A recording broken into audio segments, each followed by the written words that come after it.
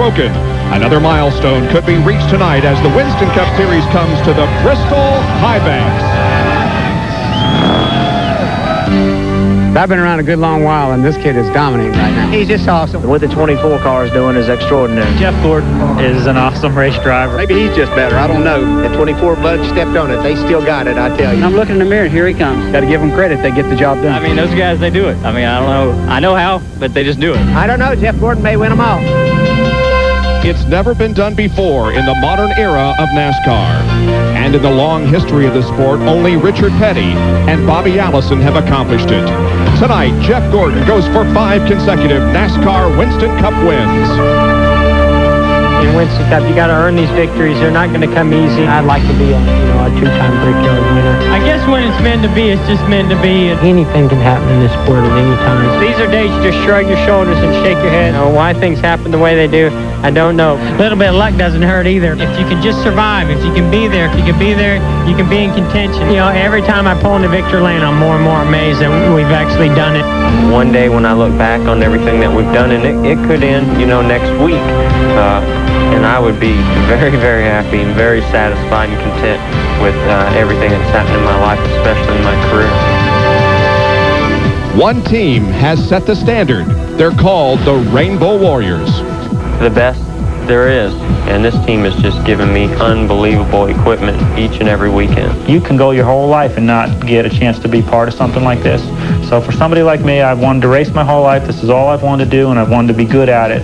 To get the opportunity to be part of this, it's just amazing. So those guys are my heroes. And one driver has reached the mark.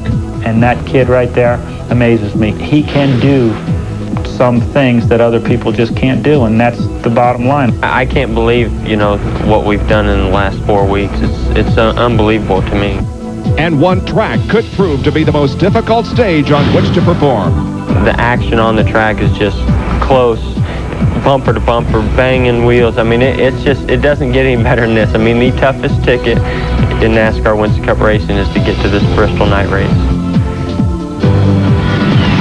And the night has arrived. More than 140,000 race fans have gathered around this half-mile racetrack in Northeast Tennessee. Any race here creates a roar, but it's heightened by this man, Jeff Gordon, who can rewrite the NASCAR history books. Can he win his 9th of the year and 5th straight?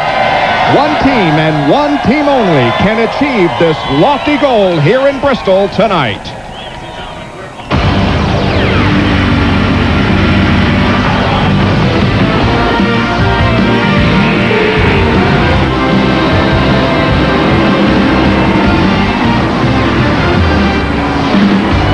From Bristol Motor Speedway in Northeast Tennessee, ESPN Speed World welcomes you to live coverage of NASCAR Winston Cup competition tonight, the Goody's Headache Powder 500. Well, Jeff Gordon is not only going for his 5th straight win, he's trying to add to his points lead. However, the top 3 in points are closer this year than they were last year. This place always brings a lot of enthusiasm to this night race, and these fans that are gathered here tonight have given us about all that we can stand. Jeff Gordon is set to go for 5 in a row, but 42 other drivers are also hoping to keep him from winning that 5th race. And now, for those 4 most famous words in racing, our Grand Marshal, Merle Edwards. Gentlemen, start your engines.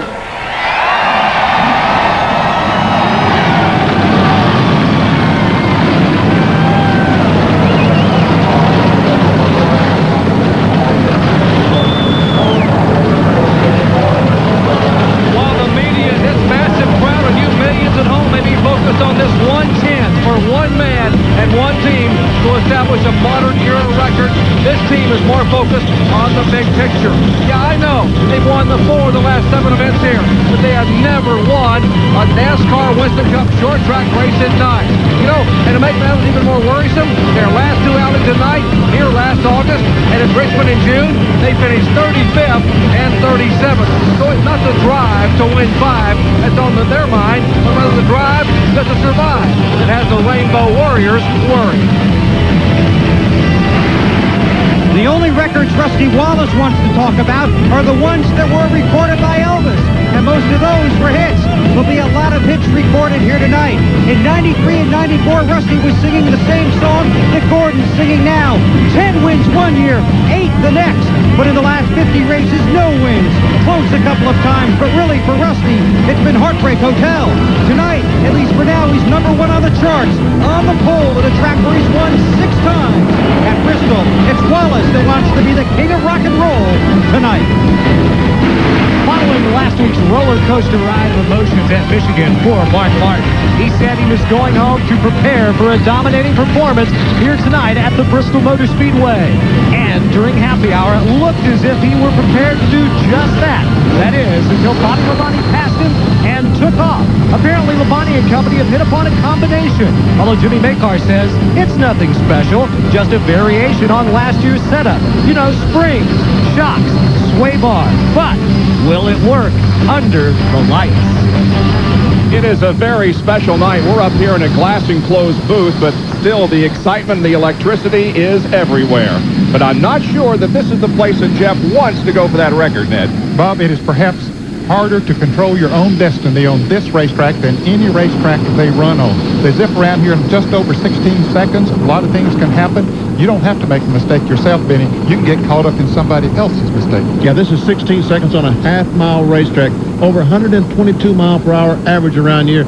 And if something happens, you're in the wreck before you can even think about stepping on the brakes. A tough, tough racetrack to win on, much less try to go for 5 in a row.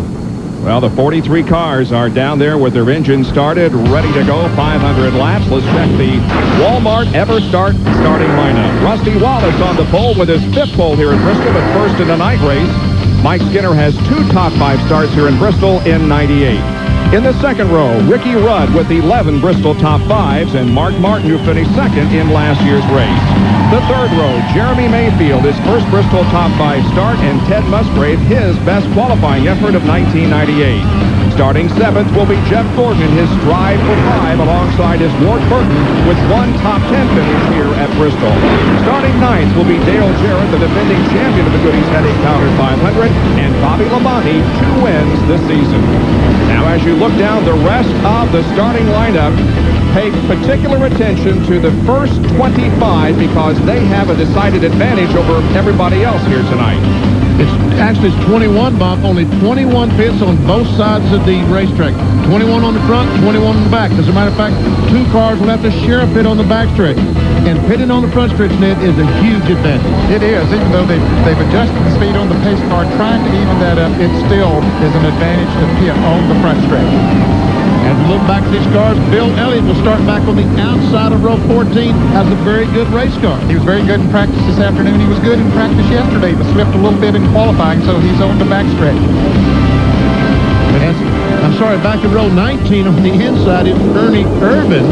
He was our pole sitter last week in Michigan and led the most laps. This week, he had to get in the field. He had to take the provisional. And he was only a couple tenths of a second slower than the pole sitter here tonight, so that's how close they qualify here at Bristol. There you see the other provisional starters for tonight's race. Taking the previous champion's provisional was Darrell Walters. He starts back in 35th position. Let's check our onboard cameras for tonight's race. Wally Don back to 50 car. He'll be starting in 38th spot. We'll be riding along with him. Kenny Wallace, also the Square D car, has an onboard starting in 31st spot. How about Sterling Marlin, the Coors Light onboard camera, starts in 29th position. Bill Elliott, McDonald's. He has his nighttime McKnight car here tonight. He'll be starting 27th. And Bobby Labonte, a lot of fellas think this is a guy that can win tonight, will be starting outside row 5. Mark Martin trying desperately to win this championship outside the second row in 4th spot. And Mike Skinner, also the outside pole sitter, will be riding along with him on his Lowe's onboard camera. And Rusty Wallace, our pole sitter, also with the Miller Lite onboard camera. And Jeff Bodine, the Circuit City onboard camera. We'll go 500 laps here tonight. Charlie Glotzback with the record. Look when it was set back in 1971. The pit window somewhere between 135 and 145. That is, assuming that there are no cautions, which there undoubtedly will be. And they're going for $1.7 million. These are the drivers who, in the modern era, that is since 1972, have won 4 races in a row. However, nobody has won 5 in a row. There you see where the drivers finished in their attempt to win 5 in a row, and 3 of those streaks came to end on a short track. It's going to be very interesting to see what happens here tonight. We're just about set to go racing here at Bristol. And the green flag will be waved by Perry Goody of New Bern, North Carolina. More than 50,000 entries. He was the winner. Attaboy, Perry.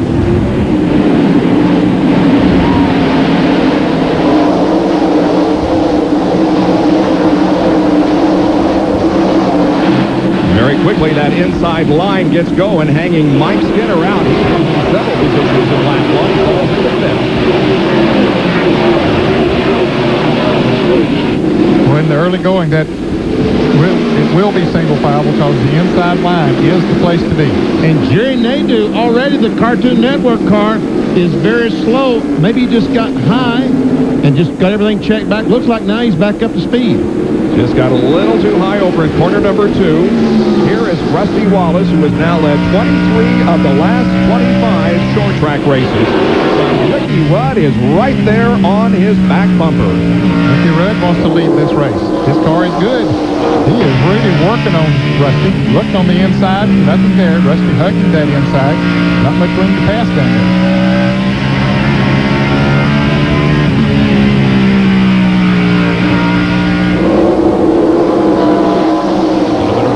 Back to the third place car of Mark Martin, closely pursued by Ted Musgrave. Then comes Skinner, Jeremy Mayfield, Ward Burton, and Jeff Gordon.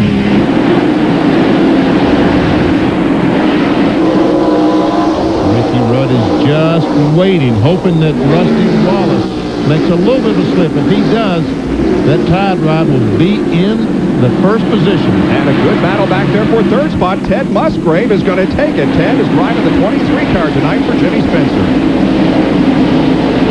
Mark Martin didn't fight him. He let him go. He said, okay, if you're that good, go on up there and race those guys who are battling for first and second. Good battle back here in the middle of the pack. And we see Kenny Wallace. Car's getting under him. There goes Chad Little by the John Deere. Kenny Irwin goes by the Texaco car, and that's Elliott Sadler in the 92 car. And his second Worcester Cup start ever. That's 30th through 35th.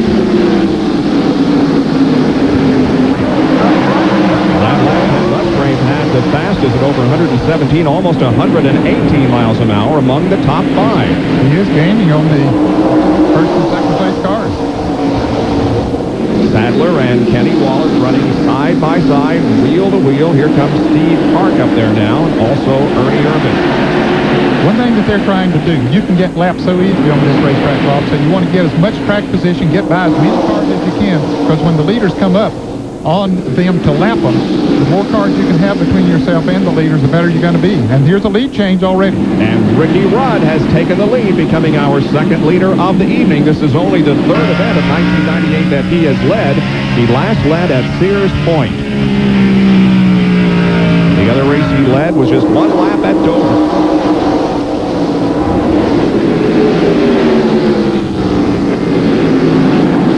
See, Mark Martin is going back by Ted Musgrave. And Musgrave didn't fight him. He saw Mark coming up, but your car is a little bit faster now, so he'll let you go. Here's Mike Skinner and Jeremy Mayfield going at it. This is for the 5th position. Jeremy trying to get to the inside, coming down the backstretch into turn 3. He's got the nose under Skinner and will take advantage. Jeff Gordon is right behind this duo. And he's trying to take a look on the inside of Skinner, but Skinner comes down, blocks the move. I told you, Jerry, maybe the throttle was hanging on that car is the reason for him slowing. What a racetrack to have the throttle hang up on you, huh? Toughen up on this place without having to concentrate on that. And here goes Rusty Wallace now. Back into the lead. Ricky led 4 laps, and now Rusty takes over once again. One thing that happens on this racetrack, when a car gets up behind you, run through as close as they were running there, it loosens your car up a little bit. And sometimes you want to just let him go. And then you get behind and do the same thing to him. And so he has no choice but to let you go. And there, Ricky's working on Rusty once again. It is a good, tight battle up front. Rusty Wallace and Ricky Rudd. First and second as 16 laps have been completed in the Goody's Headache Powder 500 from Bristol Motor Speedway.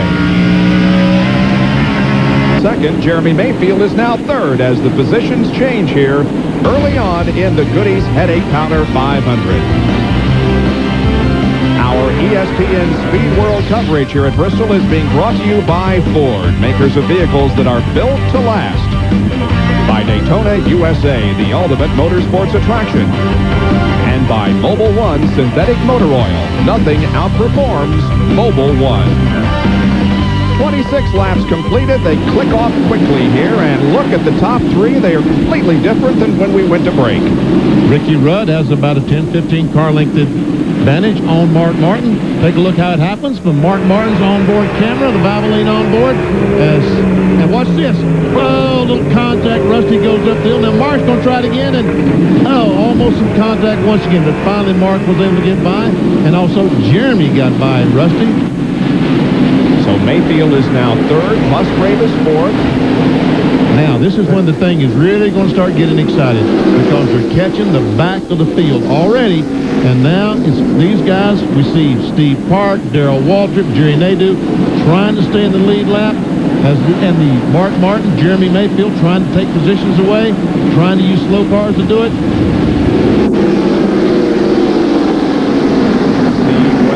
Will go high or low here and try to get around Steve Park and Darrell Waltrip and the others. Rest assured he wants to go low, Bob, if there's any possibility of that.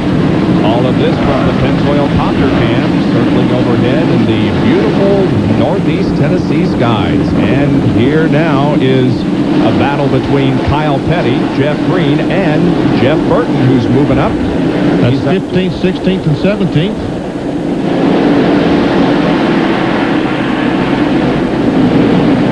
Heavy traffic is Ricky Rudd, and the top three still can't get by Steve Park and Jerry Nadeau.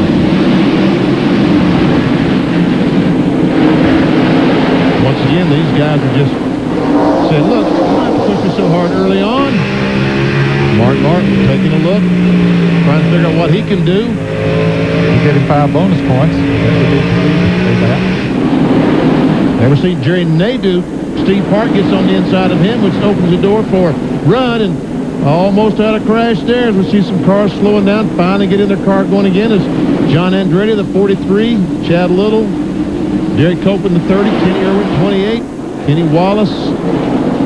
That's back about 29th, 30th, 31st, and on back. Let's take a look at that incident once again. There we see Chad Little trying to go get on the inside of John Andretti, and little contact, and wow! Not only, Chad Little was being pushed by Derek Cope as well as pushing the 43 car. So a lot of paint has been traded so far. However, we haven't had a caution yet. Let's hope we can keep this pace up. Something must be wrong with Andretti since he did have that little Well, I think he got caught on the outside there, Bob, and just simply couldn't get back down. And he's falling back towards where the leaders are. Here is Ricky Rudd moving to the inside of Dick Trickle. Already Hut Strickland, Steve Park, and Jerry Nadeau have been lapped. And now Dick Trickle.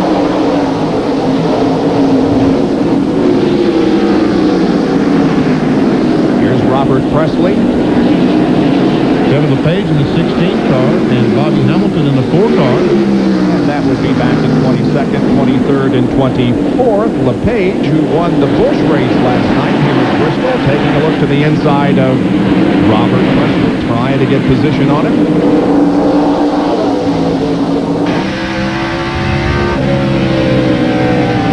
I can imagine that there is a mental fatigue of having to run in traffic, but what is it like out there going this speed for that long? I mean, mentally, it's probably the toughest thing right now because these cars are desperately trying to stay in the lead lap.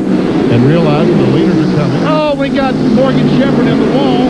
And Spinning and right in front of the leaders, or at least the second, third, and fourth place cars.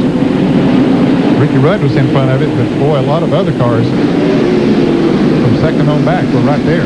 the caution is out. Morgan Shepherd spun around, kept going, but still the caution flies on the 42nd lap here at Bristol. First caution of the evening. It happened over in turn number 1. Darrell Waltrip gets on the inside of Morgan Shepherd as they came to the start-finish line. Morgan cuts down. Don't know that Darrell has a fender up there, I don't believe. Darrell thinks he knows it. They touch, and up into the wall Morgan goes. And watch him come down right in front of Mark Martin, Jeremy Mayfield. Man. And Jeff Gordon wasn't back there too far. What about pit stops this early? 41 laps in, guys.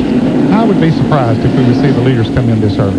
Well, the pit is open, and nobody has taken advantage of it, so you're right. It looks like everybody's going to stay out there for this first caution, which was brought about by Morgan Shepherd spinning over in turn number 2. The leader is Ricky Rudd here at Bristol. Running in second position is Mark Martin, then Jeremy Mayfield, Rusty Wallace, and Jeff Motor Speedway. Those pitted here on the front stretch that are running up front did not pit. However, we had several that made pit stops on the backstretch. There was nothing for them to lose, so they came in for a change of tires. Now, we're under caution because of this incident on the 41st lap. And we see Morgan Shepherd going up brushing the wall, and watch as he comes down and Mark drives to the bottom of the racetrack on the apron. See Jeff Bodine also sees Morgan Shepherd down on the inside, and look at the contact between those guys. During the pit stops, Chad Little came in on the backstretch, lost a wheel. Jerry Nadeau was also in, and his hood flew up. So all kinds of things happening here under the caution. Jerry Nadeau actually lost a couple of laps while he was in there trying to fix that problem. See Bill Elliott as he gets set for the restart. He's back in 29th spot. Wally Dolan back. Bobby Labonte. Bobby is 8th. Jeff Bodine's on board. He's in 10th spot. Second place car, Mark Martin. Mark's trying to figure out now, how can I get in front of this 10 car? I need 5 bonus points now. Ricky Rudd's a pretty nice guy. He understands how badly I need these 5 points. Let's see what strategy, if any, he employs here to try to get the lead. Pretty slow restart here. Ricky Rudd brings him back. Accelerates. And Mark's car, he spun the wheels or something. He didn't get a good takeoff. 2 lap cars move between first and second. Namely Dick Trickle and Steve Park.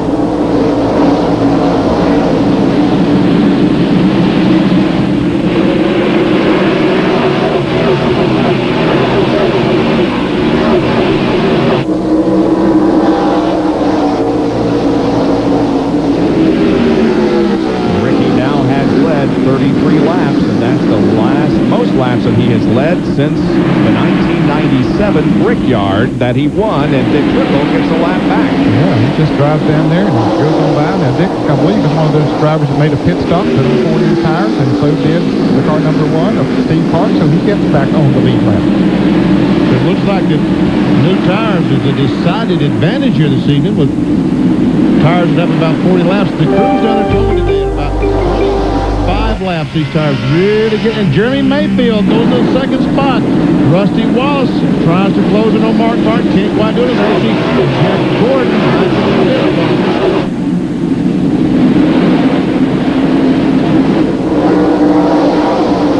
Wallace, our only other leader tonight. Oh, look at this mess. Irwin and Irvin going at it there, along with the 13 of Dennis Setzer. Kenny Wallace there, yeah. Chad Little. Chad Little did not lose a lap despite losing that tire. So fast work by the crew.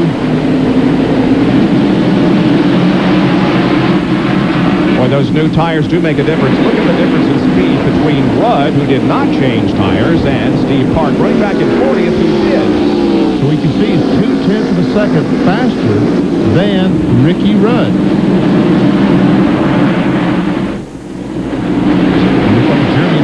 Right now, the Mobile 1 car is closing in. Dolan backs up high. by Ernie Irvin. On the inside, there comes John Andretti.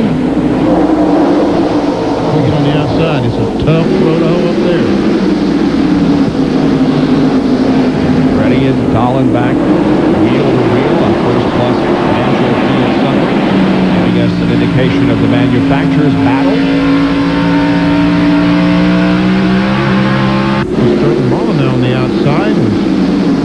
Dallenbach is now to the bottom of the racetrack, and Kenny Wallace now gets up high, and Bobby Hamilton dives to the inside.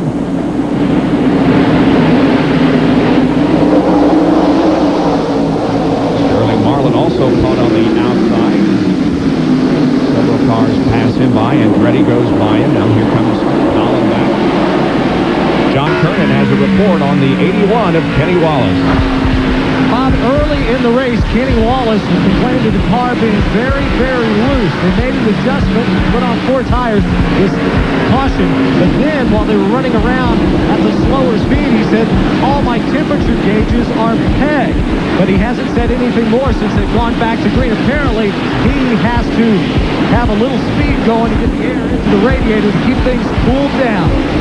And we have a new leader, the third of the evening. Jeremy Mayfield takes the top spot from Rudd. The 31 of Mike Skinner, who started second, just got out of shape and is losing a position. There's Joe Nemechek going by, and here comes Johnny Vincent. That's a battle back for the 16th, 17th position is Brett Bodine. Brett Bodine stopped and changed some tires. And is already backed up to the 20th spot. Ran line up. We got to do what we can here. And here's what happened to Mike Skinner moments ago.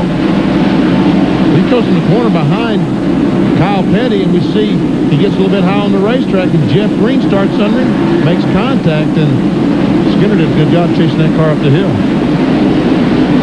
And Benny, the reason he's chasing the car is exactly what you said a little bit earlier. They hit lap 30 and suddenly they began to scream. The cars are getting very, very loose. Mike Skinner would love to have pitted and made a track bar just for the air pressure, but couldn't afford to give up track position, although he's losing it right now. Likewise, Rusty Wallace in the car number 2 and Mark Martin are both complaining that their cars are very loose coming off the corner. They would have loved to have made an air pressure change too, but once again, couldn't give up valuable track position. On board with Rusty Wallace, who's about 3/4 of a second behind in third position. Now this is Wally Dallenbach's on board, looking. How many of these guys that are getting this got 4 tires, Wally? They're telling us some of those guys that are in front of them stopped and changed 4 tires. That's one reason they're so much faster than Wally. Trying to keep the driver informed of everything that's going on.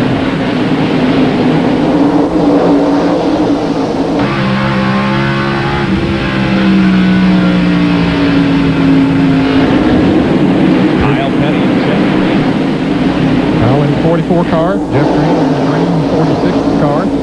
Passes Kyle. Round at 33. 14th position, Green took over. Last time Ken Schrager led a race was here at Bristol in the spring. Meanwhile, back up front, it's still Jeremy Mayfield that's hanging on. And you see the interval back to first position. There he is. And they're beginning to come into traffic again, lapping cars. Rudd and Wallace running second and third. There is Jeff Gordon running back in 6th spot. In 5th is Dale Jarrett. Jarrett just passed him about 3 laps ago. And how is he doing in comparison to the leader of the race? Well, we see Jeremy Mayfield and Jeff Gordon. We can see that Gordon has lost a second to the leader. And we can see how consistent Mayfield was at 17-0 to 17-1. And look at Jeff Gordon at 1 lap, 17-7, just killed him. Bill Weber? Jeff Gordon's car is very loose. During the last caution period, he talked it over with Ray Evernham. They were going to make an air pressure adjustment on the left front and the right rear to try and compensate for that loose handling condition. Obviously, they're looking for a caution as well. There is Gordon in 6th spot, and here is the leader, Jeremy Mayfield. Had a down period after he won at Pocono, but he's beginning to come back now. Had a good run at Michigan last week, and he is now leading for the first time since he won at Pocono, which was 7 races ago.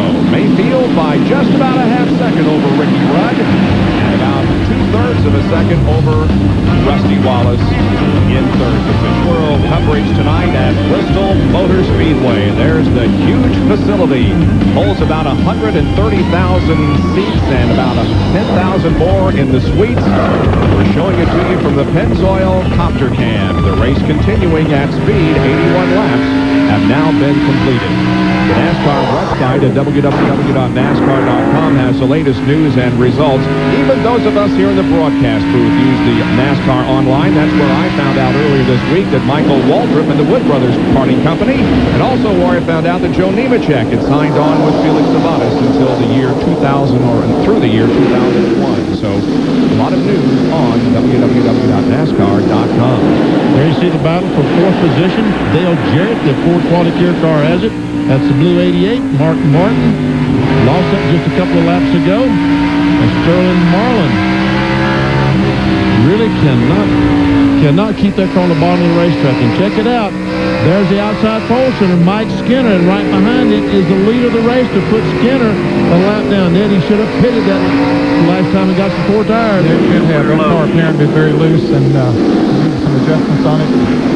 Now he's going to go a lap down. Leader inside. Mike has dropped from second to 36th in 85 laps. He's coming back. Second place coming with him inside. Goes a lap down. Oh, look at the fastest car that lap. Ernie Irvin all the way back in 20th position. But again, Ernie Irvin evidently has clean racetrack, and that's something these leaders right now desperately need is clean racetrack. Well, of course, the leader now is out in the open a little bit, but he's been going through some heavy traffic. In that last lap, Kenny Irwin was the fastest, and he runs back in 16th. Still 35 cars on the lead lap. Dick Trickle, who was lapped once. Still there. 6 cars coming. And he got back in the lead lap after he changed tires. Dick Trickle did. That's Mike Skinner's radio we're listening to as the spotter tells him all these cars going by on the inside. Now that's for Car inside. Clear low, clear hold 96. Clear low behind the 96. Back in 16th position is Kenny Irwin. One of the drivers going for Rookie of the Year honors in NASCAR Winston Cup competition. He has a good run going.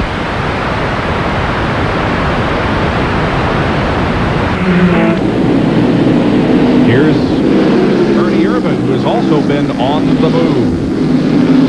A couple of laps ago, he would have ran the fastest lap of anyone. Ernie said during qualifying the other day, he didn't qualify well, had to take a provisional to get in the field, but he said he had a good race car for the race, and apparently he does have. Started 37th, as you can see right now on lap 91. He's running in 19th position. Jack Gordon, who is in 7th position. He, too, has just lapped Mike Skinner. Inside. Still there. Leaders are in heavy traffic again. As you see, Jeremy Mayfield has come up on Dick Trickle, who passed Ricky Rudd, got back in the lead lap, but now those tires are getting hot and worn. That advantage has gone away.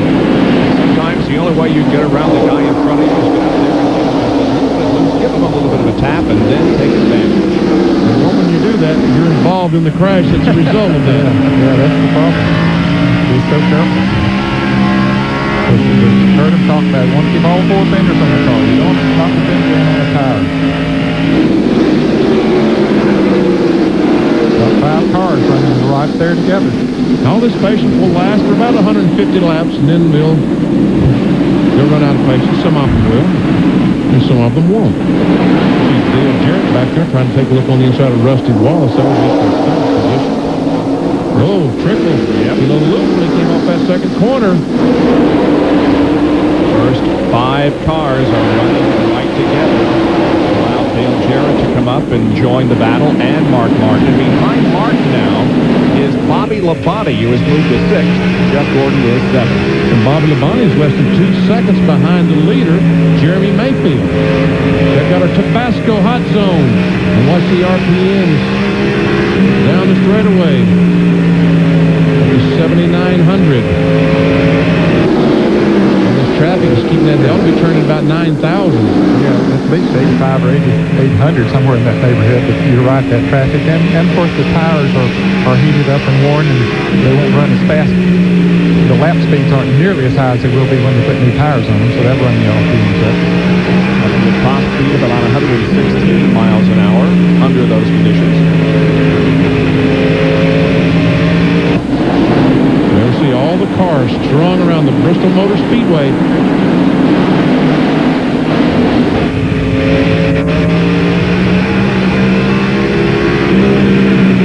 See Dick Trickle up there finally gets on the inside of Kenny Wallace. And 12 car goes down, hits the apron that time, and the exhaust pipe hit and drug. That'd be an anxious moment for Jeremy. There we see the leaders right behind Kenny Wallace as Trickle's trying to get on the inside. Now Jeremy has two cars in front of him, one high, one low. So he's really boxed in. They got all the good options taken, don't they? There's much you can do under those situations. You can see a donut on Trickle's car already. And Trickle has one of those DuPont chrome illusion paint jobs. When it hits the light, it goes from green to purple, or what it's called purpleine or something.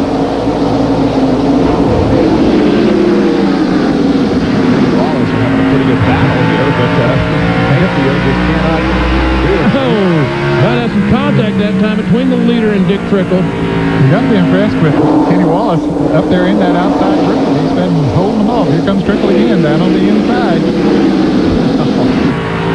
Kenny, of course, was the pole sitter for this race a year ago. Boy, that is some battle. Both of them are just fighting for their lives because that's the leader right behind them. If they can stay there, the caution comes out, they save a half mile, an entire half mile. The pace car picks up the 12 car. These other cars get to go all the way around the racetrack. That's 34th and 35th running side by side. They've been doing so for several laps now. And again, Trickle down off the corner.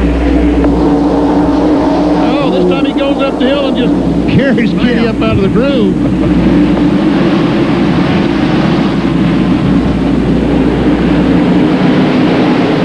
You knew it had to happen sometime that they'd get together. Now Rusty will come up to battle with his brother.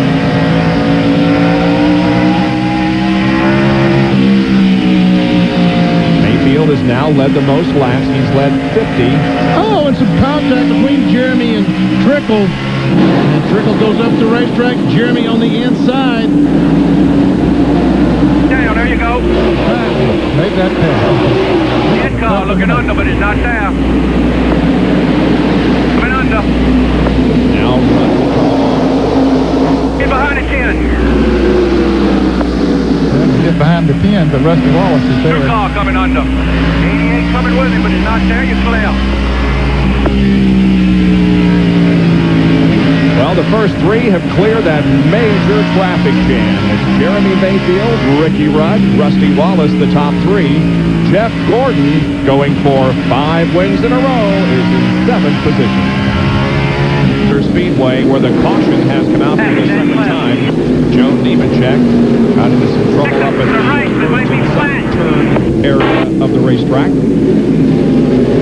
And it's a big break for those cars that are about to go a lap down. The next car that was going a lap down would have been Dale Earnhardt. Jeremy Mayfield was right on his back bumper when the caution came out. And you see they're having trouble getting the jack around the car. They cannot get the left side up because the left front is flat to get the car in. Now finally they get the car jacked up. Come back and get right. Come back and get right.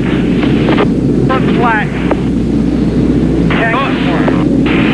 Go ahead, the pace car now just went by. And the pace car has picked up the field, and so the pits are open here on the front stretch. And here they come. All of them come. And boy, Ned, some of them said, thank goodness. Yes. And Jeff Gordon probably the main one. Jerry Punch. Expect to see some track bar adjustments and air pressure adjustments on most of these cars. Almost everyone, including our leader, Mayfield, complaining of the cars being loose coming off the corner. Let's check in the Gordon pit with Bill.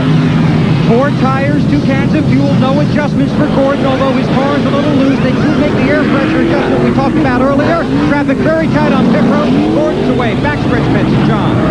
Kenny Irwin worked his way all the way up to the 11th spot. He pits now on the backstretch. Right side work is done. Here comes Rusty Wallace and Early Mayfield. Dale Jarrett zipping by as more cars who pitted on the front stretch are going to go by him. They clean out the front, and now it goes in, but the 16 car is going to beat him out. But I believe the 16 car with Kevin LePage took only right side tires. I'll have to check on that, but a 4-tire change. John Andretti gets boxed in by Bill Elliott. He has to back up and a loose tire out on the track. The second one already tonight. Chad Little lost one, and it rolled on the front straightaway.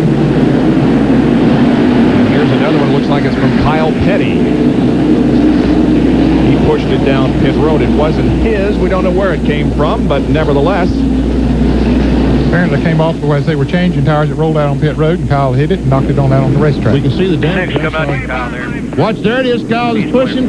And all of a sudden, as he gets to the apron of the racetrack, the tire's going to leap. And watch it just stand up and start rolling. That tire's pretty trick, isn't it? And Rusty Wallace is back in the pits. Wow, second time, Jerry. What's going on? Apparently, they are having a problem with no brakes. They're going to have to try to stop the car. The crew now gets the car to stop. He was pumping the pedals, and they're going to jack it up and take the right front tire off. We'll see maybe if they have a brake line, maybe something's wrong with the caliper. Ordinarily, you wouldn't see that this early. You would see it possibly at Bristol, more likely at Martinsville, but they are concerned. When he left pit road, he said, brake problem. As he came back down, he was pumping it, trying to get it to stop, and now they've taken the right front tire off. Robin Pemberton, Billy Wilburn, and the crew now over there looking to see if they can determine what the problem is. The NASCAR official standing there says 1 lap will be under green next time by, as Rusty is down off the jacks. Now they're trying to get him going to get the refired. There's a way. Expect the green here next time as the pace car heads for turn 1. Boy, he had beat everybody out of the pits, was in first place, and now he's going to be in 31st place. Wow, he lost a lot of track of position. And we'll show you why we are under the second caution of the evening. It came out on lap 119.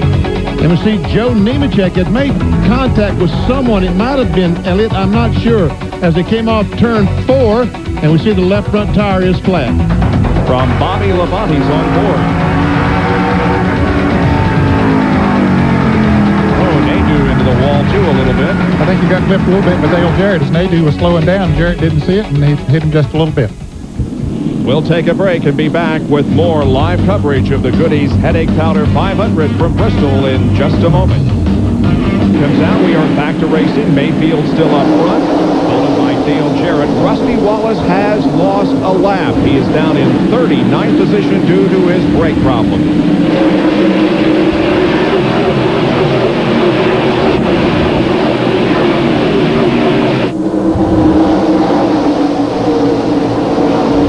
Take a look at the pit summary now of where they were when they went in and where they were when they went out. Look at Rusty Wallace. He was third when he went into the pits, and he restarts in 39th, lap down. But on the regular pit stop, he actually came out first, but then had to come back in. Jerry Funch has more.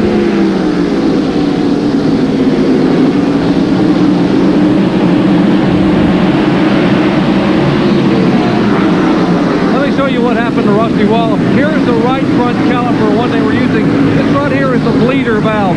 They thought it had broken this bleeder valve off. In reality, it had just gotten loose and was allowing fluid to leak out whenever he would jump on the brake pedal. They came back in the second time, lost the lap in the pits, and tightened the bleeder valve up. It is now nice and tight. Rusty is 1 lap down.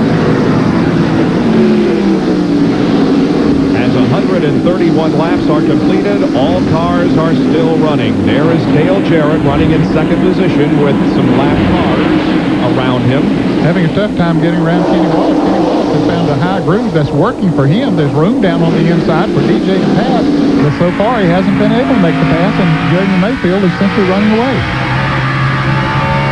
Jeremy Mayfield has opened a 2.25 lead on Dale Jarrett as Jerry tries his best to get by Kenny Wallace. Boy, Wallace has been a tenacious battler tonight. He's been up on that high groove and has been able to make it work. He sure has. Now Jarrett Well, now he does. Get around him. Yeah, he did fine. Bobby Labonte running back in third, then Mark Martin and Ricky Rudd.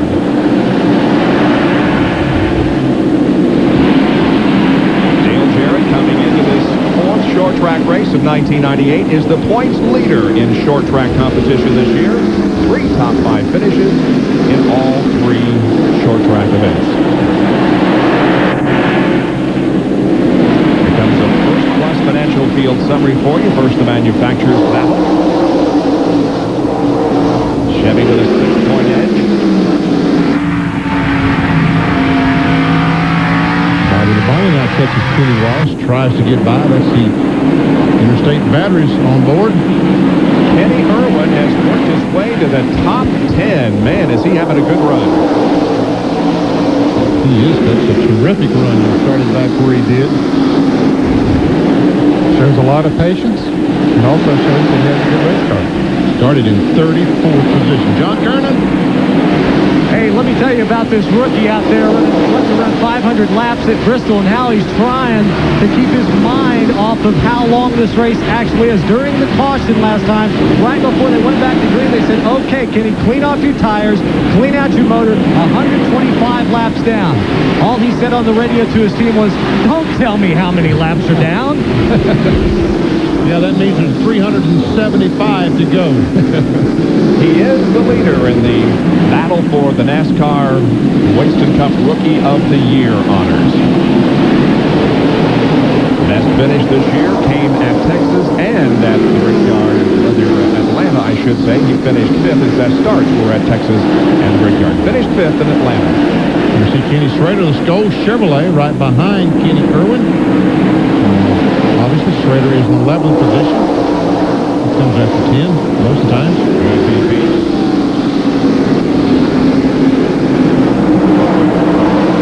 30 cars on the lead lap.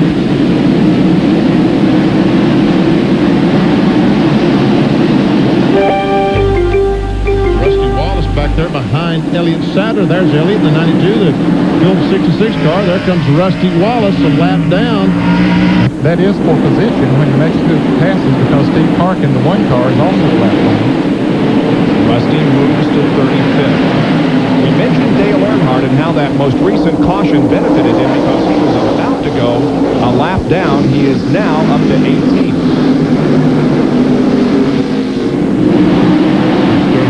Johnny Benson.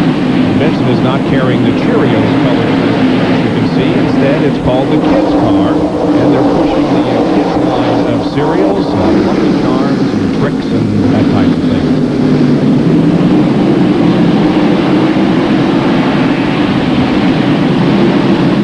Schrader's been able to get by.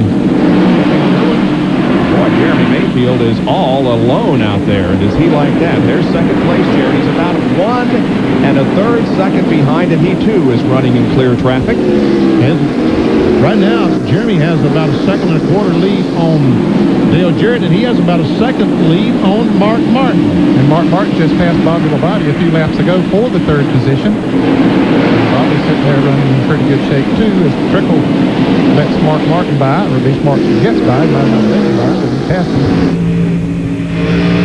On board with Mark Martin running in the 3rd position, about 2.3 seconds behind Jeremy Mayfield. We've had 3 leaders so far tonight. Mayfield has led 87 laps, Ricky Rudd 43, and Rusty Wallace early led 17 before he lost the lap. He's now back in 34. There's a look at the top 10 with 146 of 500 laps completed. The world is live tonight at Bristol Motor Speedway in Northeast Tennessee. 140,000 people are here to see this NASCAR Winston Cup race and possibly some records being set as Jeff Gordon goes for his 5th consecutive win here. This overhead shot of the beautiful facility here, courtesy of the Pennzoil Copter Cam. You can see that the cars have slowed down and are lining up behind the pace car. That's because Dick Trickle has shortened his number 90 Heilig Myers Ford. Boy, it's amazing that he was able to get it back to the garage area. Watch the upper right-hand corner of this replay, and you may be able to see, there he is. Gets in the corner, and I don't know that Bobby Labonte was close enough to him to have anything to do with that. We got an onboard camera with Bobby Labonte. Let's just check and see. You ever see Trickle? start-finish line down in turn 1. Down in the corner, and around he goes. And Labonte says, wow. It's our third caution of the evening. And nobody up front has chosen to come in for a pit stop. Well, Ted Musgrave came in for the pit stop. A few others that are running maybe Ward Burton back. Yeah, Ward Burton and Brett Bodine come in now, and Derek Cope. And so Rich Bickle, the very last car down there. Down to Bill Weber. Well, Ward Burton has been on pit road once. He took right side tires in order to not lose a lap. He had to come back in to get his left side tires. Took a little well on the left front, but he's away. Derek Cope did the same thing, and Musgrave was in. He got 4. Jerry? Well, Dick Trickle's Heilig Myers Ford now gets a huge sledgehammer done to the back, what's left of the rear deck. Tommy Baldwin and the crew now for Dunleavy working on the car.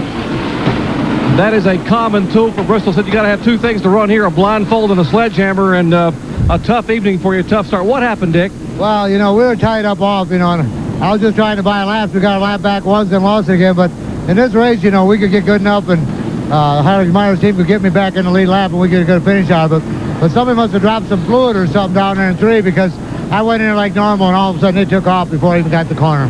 How bad is it? We're watching the repairs right now. Will they be able to get the car back in, get you back out? Well, I haven't looked at him yet. You know, I'm your first man here, so you're my first man. So I imagine we'll be able to do something here, but, you know, it's no fun running crippled here. All right, the Heilig Myers crew scrambling, trying to get, they bring the huge sledgehammers out. Everybody grabs one and begins to beat and bang, trying to get some of the sheet metal pushed away. It looks like the fuel cell was intact, and if they get the sheet metal up off the tires, I got to believe that Dick Trickle will be back at it here for the Battle of Bristol. And Dick Trickle had a third-place finish in this race last August, but things have gone wrong for him here as we're on the 158th lap. There's just part of the 140,000 people that are up and shouting and screaming as the race continues here at Bristol Motor Speedway under green when we come back in just a moment. We are back to racing, and Jeremy Mayfield has the lead by about 1.5 seconds over Dale Jarrett, who has a couple of lap cars between him, namely Rusty Wallace and Mike Skinner. But now Jarrett tries to get to the inside of Skinner. He also has a Mark Martin run on his back bumper. Jarrett's car appears to be a little bit tight, and it's tough for him to make those passes down. Looks like he's going to be able to make it now. The car, from my observation, looks like it's a little bit, the front end don't cut coming off the corners. That's what we call tight. But as you run on, sometimes that works to your advantage. Skinner back in 32nd position.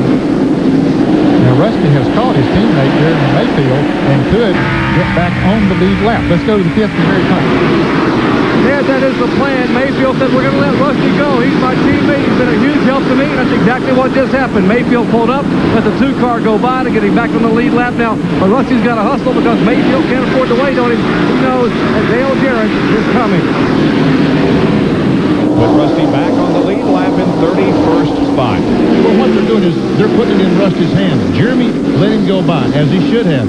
So Rusty's up there. Now, if he can't maintain that pace, and Dale Jarrett comes up and catches Jeremy Mayfield, Jeremy has no choice but go up, a little tap on Rusty's bumper and say, look, Rusty, you got to go on. You have to go on. If you can't, then you got to let me back by. And then if I can maintain the lead and you're still there somewhere, and a caution comes out, I'll get back to you. On board with 3rd place Mark Martin. Mark Martin is all over Dale Jarrett. The guy having a great night as we see the field go by. First of all, Jeff Gordon running up in 6th position.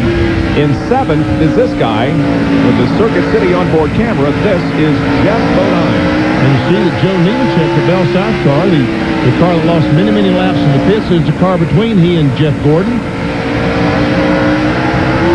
got 4 positions since the start of the race. The highest Jeff has ever finished here was 3rd, and he's done that on 4 occasions in the 32 races that he's competed in, most recently in the spring race of '89. You'll see Terry Labonte, and also Michael Walton is in 9th position. I mentioned earlier that Michael and the Wood brothers have decided to part company at the end of this year, or at least Michael's going to look for a new team, and the Wood brothers are going to look for a new driver. And Michael told us earlier in the weekend that, the Wood brothers did, I guess, that if neither one of them can find anything better, second place goes to Mark Martin, but they'll come back together. Well, that's right. They're going to look around, and Michael's going to see what cars are available. The Wood brothers are going to see what drivers are available. If they don't find something that's compatible in a couple of months, what the heck? They'll go back and say they're going to race in 1999. Bill Weber, what's going on with DJ? Well, just as Ned speculated, the 88 Quality Care Ford is a little bit tight. In fact, it's been a little bit tight since the beginning of the race. When they pitted, they put on 4 tires, and they made a chassis adjuster to try and help the car. They did a little bit, but Todd Parrott says DJ is still a little tight right now. On back to third position, that's Mark Martin, who passed him a few laps ago. Mark is now a second and a half behind the leader, Jeremy Mayfield. Casey, we're checking your first plus points position. See, Jeff Rhode Island's good run with gained 3 points in the position. Johnny Benson got awfully high up there in the corner for some damage. A little bit on the left rear. Yeah, we see someone has gotten into the left rear. That might be what caused him to go high, but didn't look like he made too much contact with the... Oh, we got the 50 car very, very slow down the front straightaway, and I thought we was going to have another crash, but... Side. We'll see. Walling Dolan back very, very high. It's like it's, I don't know, it's flat tire or I don't know what to do. Let's go back and take a look and see what happened to Johnny Benson. Top left. There he is. He was very high. He did a good job of keeping it off the wall, but apparently somebody did get into that left rear corner there that shot him up high, but he kept her out of the wall.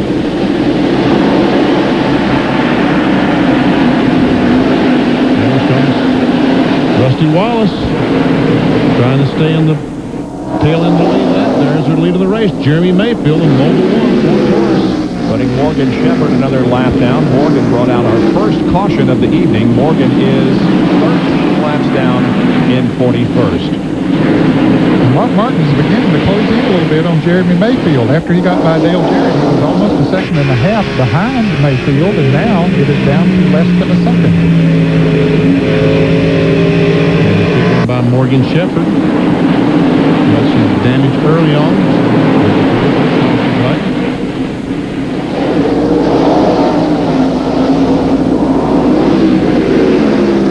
Mark off a little bit that last lap when he passed Morgan Shepherd. Over a second again. And we'll see. Interval here, and the numbers on the right indicate speed. So Jarrett the fastest, 2.03 seconds behind. We go back and see that Ted Musgrave in the 23 car had the third fastest time. Musgrave right now is back in 12th position.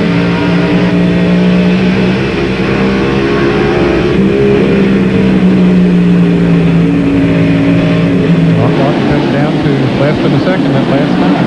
Benson got sideways and was right Rusty Wallace. And Mark Martin is right there, right on the back bumper of the leader, Jeremy Mayfield. Oh, and Mark gets sideways off number 2. Oh, he saw that leader up there and he got excited. And nailed that throttle just a little bit too quickly, and the back end jumped out. And Johnny Benson's got to be wondering, have I got a tire going down or what's going on here?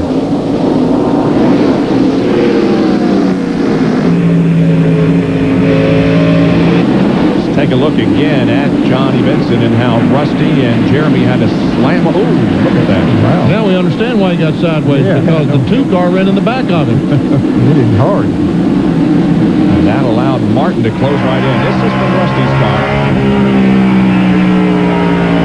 Benson goes in right behind the 36 car, and there's the contact with Rusty Wallace. Already had some damage on the lower left, and he's got a little bit more now from Rusty Wallace. Just some incidental contact. That's Bristol terminology, yes. Right.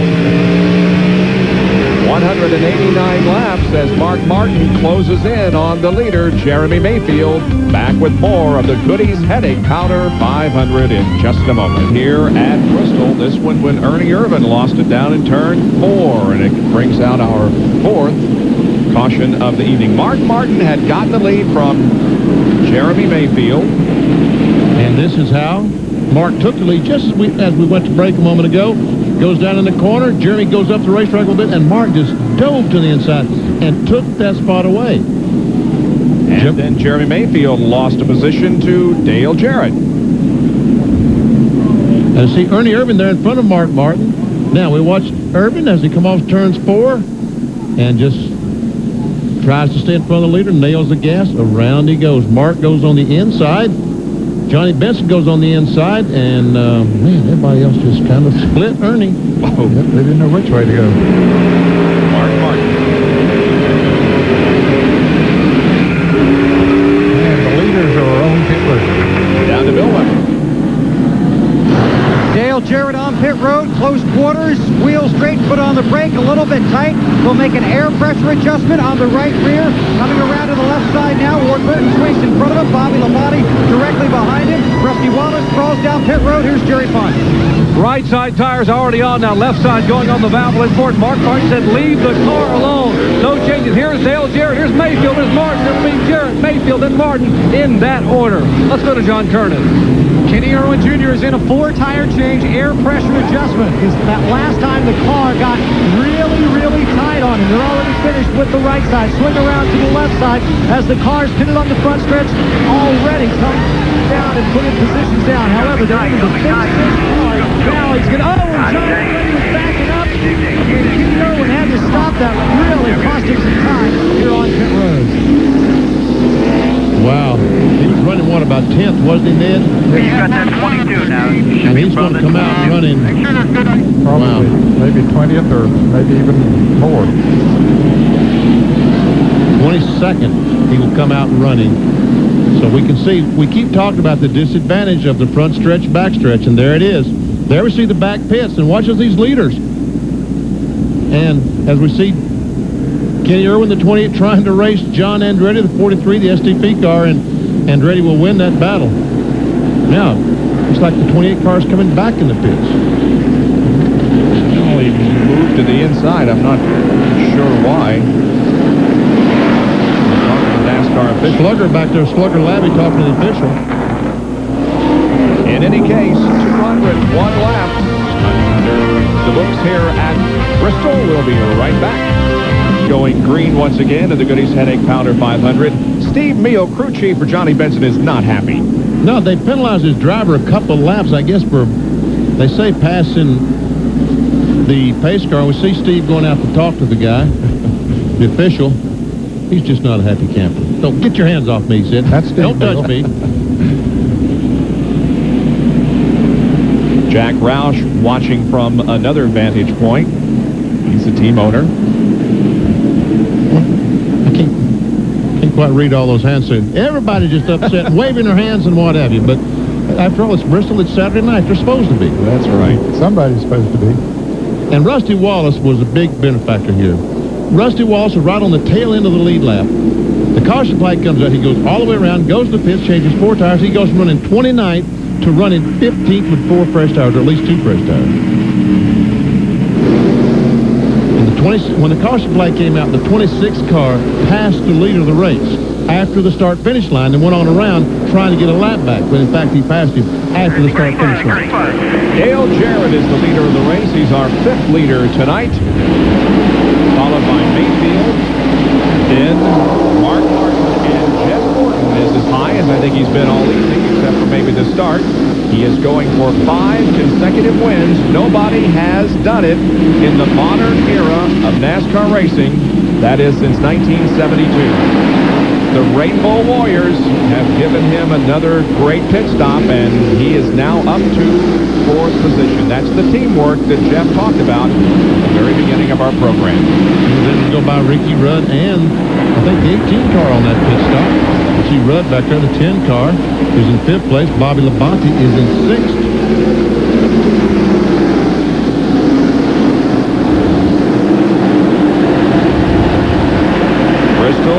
been good to Jeff Gordon, but not at nighttime, and neither has Richmond. He has not won at either of those tracks at night. And Ernie Irvin is staying right there with him, isn't he? Ernie is a lap down in 33rd position.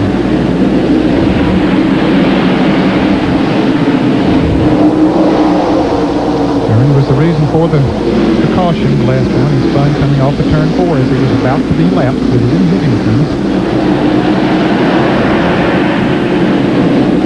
And then we see Jeff Gordon putting a couple of couple of car lengths on Ernie Irvin, and now Irvin is drifted back right in front of Ricky Rudd. Meanwhile, up front, there is Jarrett with the lap car of Sterling Marlin between himself and second place, Jeremy Mayfield. But look how far Mike Skinner has pulled out in front of the leader. He beat him down into turn 1 and has taken off. Mike back on the lead lap in 30th position. There are 3 cars on the lead lap, and everybody except Dick Trickle still running in this race. Trickle is not listed as out, but his car is off the track being repaired from his accident.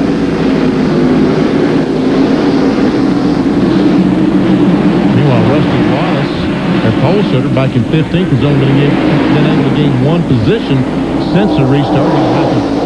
He's up to 14th. Here's the Hardee's field summary in the manufacturer's battle, first of all.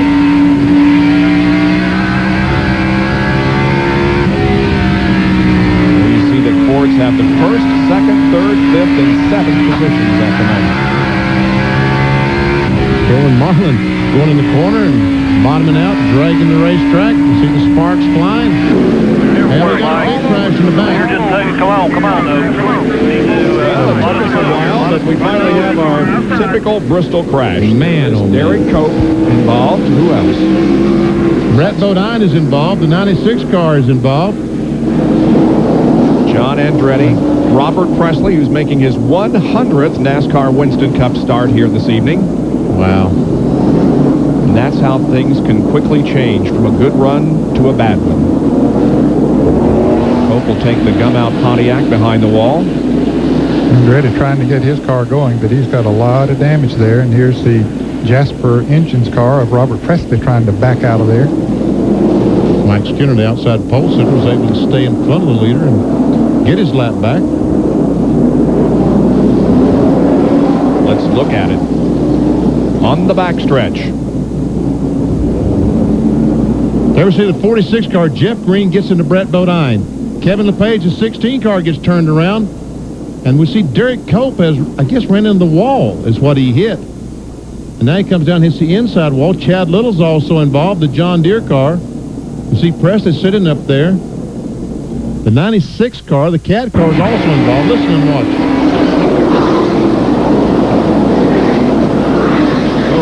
Ward Burton and John Andretti both hard into the outside wall. Man. And from Bill Elliott's on board.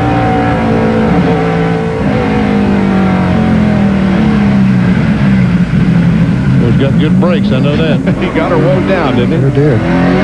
Most of those cars were on the lead lap. We've gone down to 24 cars on the lead lap now. We did have 30. Skinner is in, Jerry. They're going to make a 2-tire change. Only a huge break. This caution for Mike Skinner puts him back on the lead lap. He said with the race, it was the worst car he'd ever had.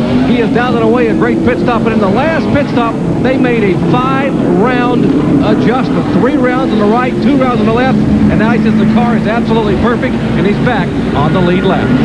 He was the second fastest qualifier last night, but it has not gone well for him in the race. Maybe he can get this thing adjusted and 4,300. out with a good Left finish side anyway. only. Left side only. This crowd loves Bristol. They are here by the thousands to watch the night race at Bristol, one of the most exciting on the 1998 NASCAR Winston Cup. National League East leading Atlanta Braves host Gary Sheffield and Raul Mondesi when the Dodgers visit Turner Field. Tomorrow, 8 o'clock Eastern Time, only on ESPN. We are under our 5th caution of the evening here at Bristol Motor Speedway. Well, it all started when Brett Bodine in the 11 car got a tap from Jeff Green, the 46, and boy, I tell you what, there's just no place to go and watch all these cars spin around, hit the wall, hit each other, and a lot of damage to a lot of cars. And the cleanup continues. No indication that we'll be going back green. Several cars were involved in the crash, including Bodine, Cope, Andretti, Strickland, and Robert Presley. And Ward Burton had hit the wall there, I think, as he came up on it or got knocked into the wall. In fact, there were 4 other drivers, Little, LePage, Bickle, and Ward Burton. Jerry, what's the story on him? Well, Ward sits inside the MB&A Pontiac here behind the wall. Ward, a tough break for you. We understand you hit the wall. What happened out there?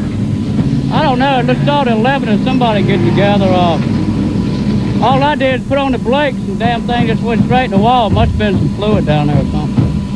The car, heavy contact in the wall. It doesn't look that bad, but apparently it's damaged underneath, and they're going to work on the MB&A Pontiac while we're under caution for the 5th time tonight. Working lap 223 here in the Goody's Headache Powder 500. Back with more from Bristol in just a moment. Way in Northeast Tennessee. That's the side of our NASCAR Winston Cup race here tonight, as Jeff Gordon goes for 5 consecutive wins, trying to become the first driver in the modern era of NASCAR competition since '72 doing that. Well, here's some typical Bristol activity. Work back behind the wall as drivers try to salvage their cars and get them back on the track to pick up points. John Kernan. Well, you can see the damage to the front end of John Andretti's car. The crew's already cut the fenders off the front. The nose has been pulled off. The radiator has been pushed back where it's almost touching the engine. Part of the very front part of the front clip looks like it's bent down a little bit. So Robbie Loomis and the guys have got their work cut out for them to try and get this car ready to get back out onto the racetrack. And John Andretti's had a good run going. He's finished 13th or better in the last 7 races and moved to 11th in the point standings. Here's the battle up front. Jeremy Mayfield and Mark Martin, 1st, 2nd, and 3rd. Back and 4th is Gordon. And Jeremy Mayfield has been all over Dale Jarrett since the green flag flew again.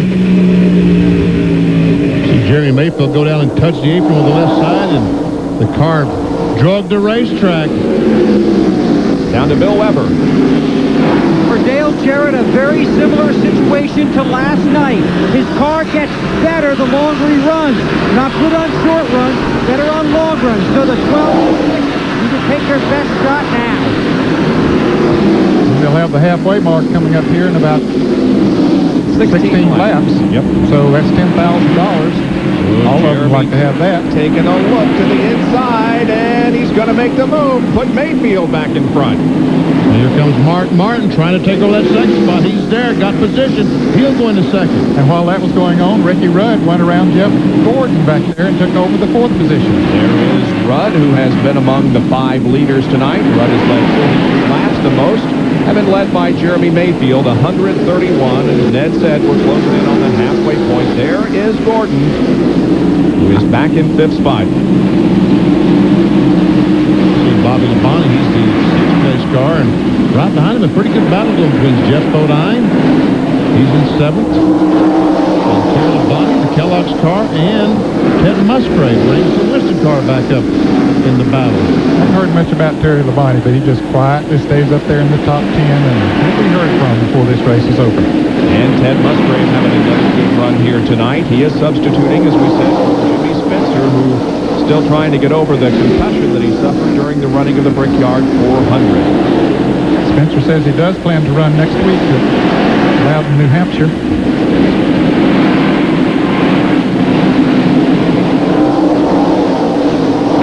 Terry Labonte, of course, a former winner here at Bristol, has 2 victories, and Musgrave just took a position from Terry. Yes, he did. Moved into the 8th position.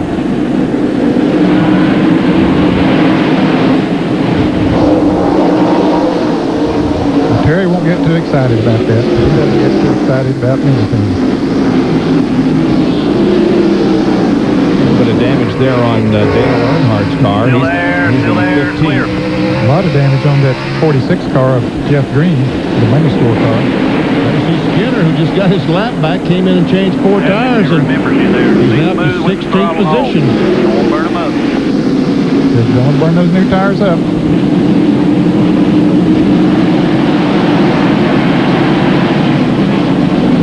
The Fords are doing well here, as you can see on the Hardee's Field summary, with 5 in the top 7.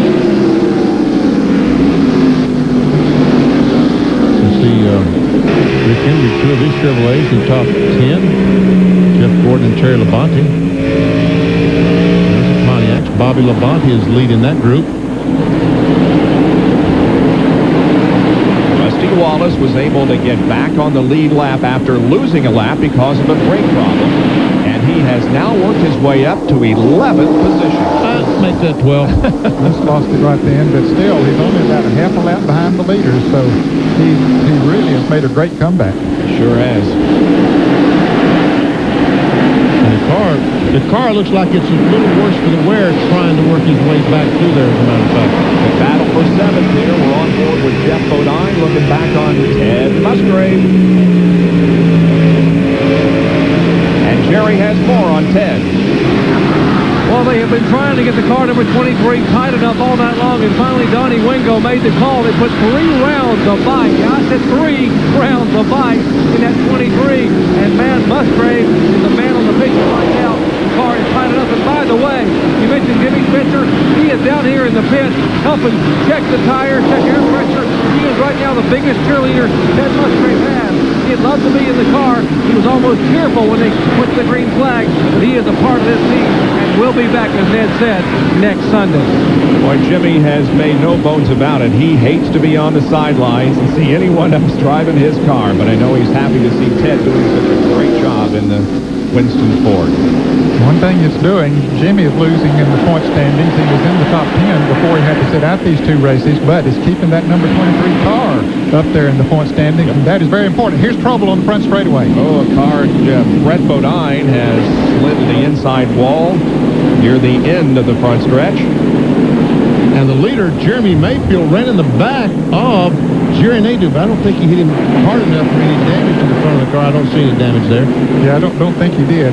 Jerry Nadeau had slowed down considerably coming to the flag there, which is what he's supposed to do because there was a car in trouble on the front straightaway, and Mayfield couldn't get slowed down quite quick enough. Brett Bodine got his car righted and pulled out ahead of Musgrave, or rather Mayfield. However, he is still a lap down in 32nd position. Now, let's see. How many of these guys will make pit stops now? Well, I don't know. They've only gone about 50 laps, or a little less than 50 laps since they were in, so I doubt if we'll see them. It's coming around for the halfway mark of the race, but the $10,000 won't be awarded on this lap. There we see Brett Bodine just lost control coming off turn 4, and that's where all the smoke came from, is he nailed the gasoline trying to keep the car going off the wall, and we'll see what... He's on the bottom. Tracks clear, tracks clear, tracks clear, tracks clear. Go, go, go, go. Caution's out. Wally Dallenbach driving through the smoke and getting by unscathed. 6th caution of the evening is out over Bristol Motor Speedway at exactly the halfway point. Well, now we'll see what happens on pit stops. Well, if they make them. Yeah. Well, right now the pit road is open, and I don't see anybody making a move. Nope. Jeff Gordon, they all stay out there, giving up that, afraid to give up that track position, but 28's in the back pits, isn't he, John? Yeah, Benny, you're right, along with Rick Mast and Bill Elliott, Dale Earnhardt, all getting 4 tires. Irwin said, the car's good, let's make it really good. So we 4 tires the same way. Darrell Walker beats them out as to the 75 and 94. And there's a tire that got hit, but fortunately it just banks against the wall and doesn't hurt anything. Just a minor hit. Okay. Well, the caution is out. We'll be back with more of the Goody's Headache Powder 500 in a moment. Caution here at Bristol Motor Speedway, 254 laps into the Goody's Headache Powder 500. At this racetrack and a lot of others, you have to have both rear tires pulling in the same direction. Here's this week's Track Fact. Track Facts are brought to you by Quaker State.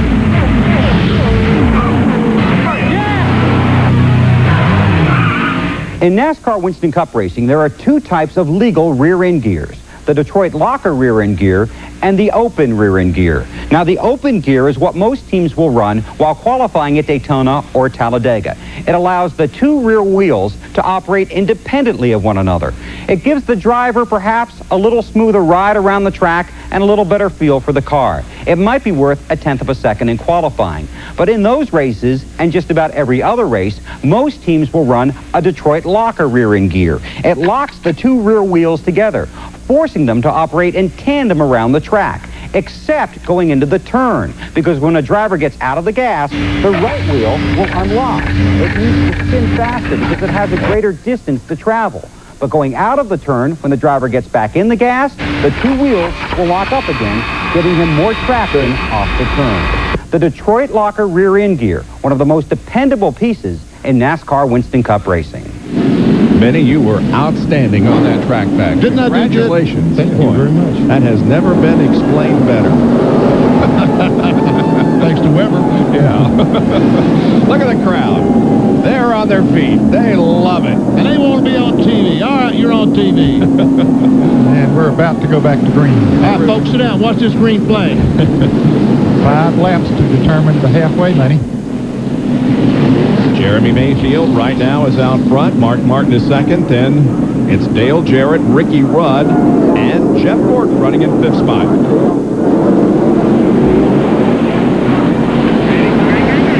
Green flag, green flag.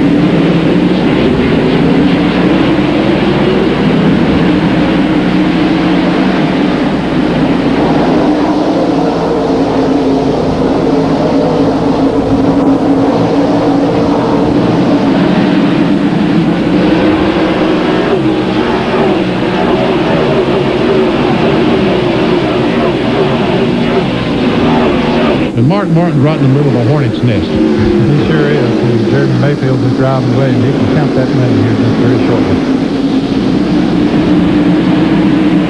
Well, Mark finally cleared the hornet's nest. Now Dale Jarrett and Jeff Gordon have to run through it. And Ricky Rudd. Ricky Rudd is in fourth place. Ricky Rudd's had an awfully good run here tonight. Never see Bobby Labonte looking on the inside of Jeff Gordon. But Gordon uses the 26 car as a pick, maintains that fifth position. On board with Jeff Bodine, and he's having a great run in seventh. There he is, the 42 car of leadership, several laps down. This is Labonte's car, the Interstate Batteries Pontiac, as he looks back at Jeff Bodine. And he says, I hope this is as close as it gets all night.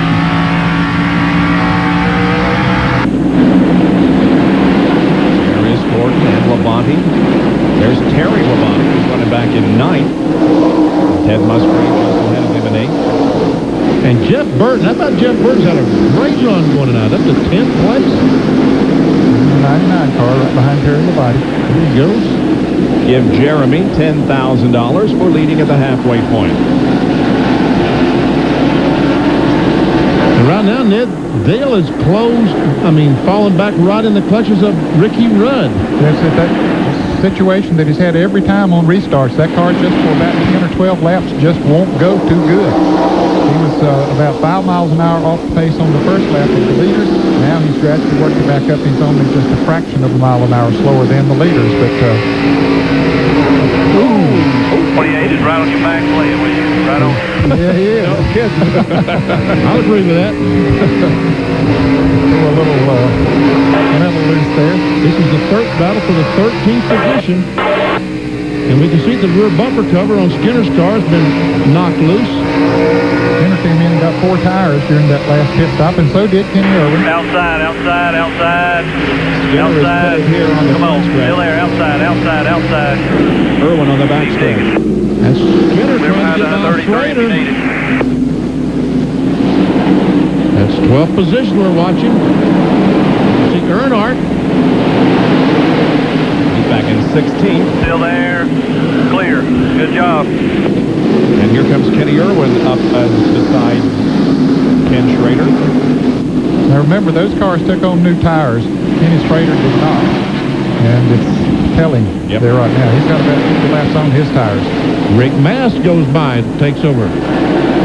Now, all four of these cars battling for position. Ted Musgrave in the 23 car closes in right on the back bumper of Jeff Bodine. This battle's going on almost 6 seconds behind the leader. We see Jeff Burton on the inside of Terry Labonte. And trying to get the 9th position away. He'll force Terry up the hill, and Jeff goes to 9th. The Excite batters in 9th spot. On board with Wally Donovac, who is a lap down in 27th. So he's not involved in the battle for position here, but he's running with Terry Labonte.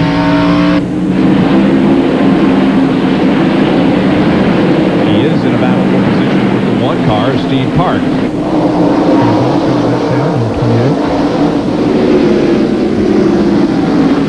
Went a lap down early, Steve Park did, and Wally in the first 150 or so laps, went a lap down. There you see on the move, Kenny Irwin from 34th up to 13th, and Darrell Waldrop, who started last in 43rd position, is up to 24th. Earnhardt has gained 15 spots. Bobby Hamilton gained 14. I was going to try to do that arithmetic in my head, Benny, but I couldn't, so I let you do it. That's why I did it for you.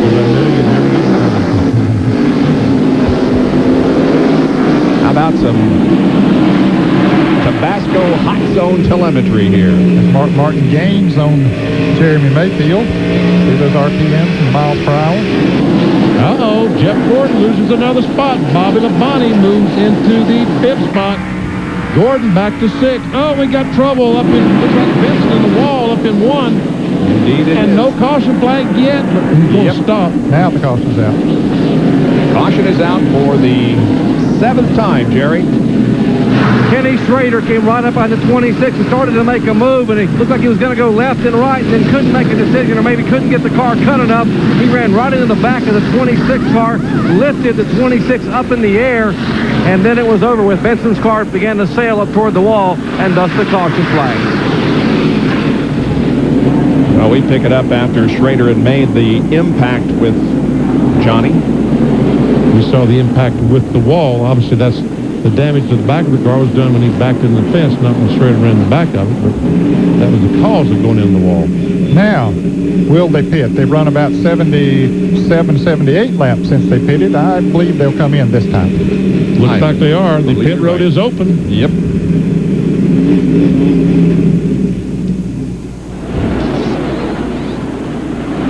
Now we'll see if the Rainbow Warriors can get Jeff some positions on the racetrack in the pits, Bill.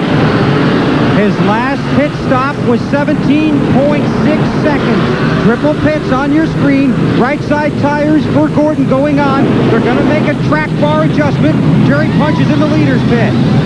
Likewise, a track bar adjustment in the Mayfield car. 12, 6, and 24. You're seeing Mayfield, Martin, and Gordon. Gordon is out. Here comes Mayfield. They are side by side. Looks like Bobby Labonte will be the first one across pit road. 17-second pit stop for the 24 crew. Let's go to John Kernan. Kenny Irwin and his crew talked about not making a pit stop, but they go with right side tires only. Let's see. It looks like he may be tied with Mark Martin, so he's going to come out in front of Jeff Gordon. Took only right side tires. He was a little bit tight that last run. Rick Masters come in. He's taking on 4 tires. Bill Elliott, last pit stop, took only right side tires. He's back in. He takes on 4 tires. They head back out there. So Irwin gains quite a few positions on the track by just taking 2 tires. Hey, look who just led a lap. Dale Earnhardt. Now, he had stopped not too long ago during the last caution, so he is the leader of the race now. More from John Kernan. Yeah, that was, what, about 15, 16 laps ago. In fact, Earnhardt pitted once, took on right side tires. He then had to come back in and take on left side tires. So he got 4 fresh tires. They only had about 15 hard laps on them, so they decided to keep the Intimidator out on the racetrack to gain track position. So Dale Earnhardt up front, and look at the battle for position coming out of the pits. Hey, you're right. Here comes Bobby Labonte. There goes the 12. Here comes Dale Jarrett. And right behind him, there Mark Martin is leaving. And right behind him is Jeff Gordon watching all this stuff. There we see Gordon going out. Now, Bobby Labonte is one that made a great pit stop here on the front pits. Yep. He was running in 5th position, came out of that group in 1st, but he's not leading the race. He will be in 3rd position as we go back to green, and Jeff Gordon will be in the 8th position. No driver in the last 10 years has won both races In the same year, Jeff Gordon did win the spring race here at Bristol. We'll be right back. Green flag, we are back to racing here at Bristol, and there are several lap cars ahead of the leader of the race, Dale Earnhardt. Darrell Waltrip is running second, and then Bobby Labonte third. And a number of those cars in front there are just one lap down. Sterling Marlin, he's back on the lead lap. So is Steve Park and Ernie Irvin and Wally Dallenbach. They're racing for their life out there in front of Dale Earnhardt to try to stay on that lead lap. With the cautions you come out here pretty early. Hey, they'd be right back in. Wow, look at the traffic out there as Rudd moves below Gordon. Here comes Skinner. Oh! And there comes Ted Musgrave, the 23 car. I'll tell you what, when you get slow cars in front of the field of faster cars, your tires on at Bristol, that's a recipe for disaster. I hate to see a wreck develop in the middle of that pack there, but take out a lot of competitive cars. Wow, Jeff Bodine, who was running up in the top 10, is behind the wall. What's going on down there? Well, Bob, very tight quarters down here on pit road. Jeff Bodine has hit 18 cars' tires a couple of times, leaving his stall. This time he hit one really good. It knocked the radiator out of it. He's behind the wall. They're trying to replace it, get him back out. John Kernan. Bill Elliott just came on the pit road with right side tires. He thought he had a right rear tire going down. It was very, very loose. Now Sterling Marlin's talking things over now with his crew chief Tony Glover, saying, hey, I think I have a left rear tire going down. Now Tony will take a look. He's come up several pits. He will look at the left rear tire as Marlin comes down on the pit road. Says left sides only. So Sterling with a flat left rear tire. So this is costing, and there's a crash. Turn number 2 to 13 car. Dennis Setzer into the wall in turn number 2. Another scrambling to avoid him, including Chad Little. Break 4. Ernie Irvin and the one car of Steve Park, they got back on the lead lap.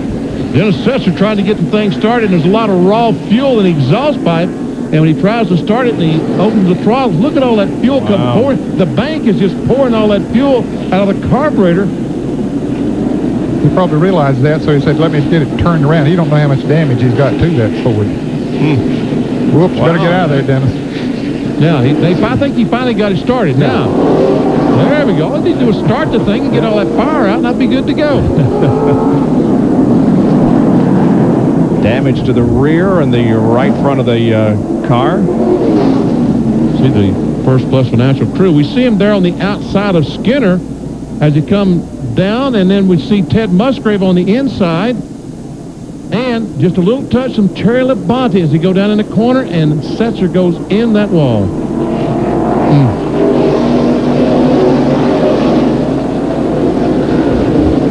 Here it is from another angle. Just the slightest touch from Labonte. Watched all those cars go by, and just fortunately he did not come down the racetrack. Caution number 8 is out over Bristol Motor Speedway here at the end of 291 laps. Dale Earnhardt still leads.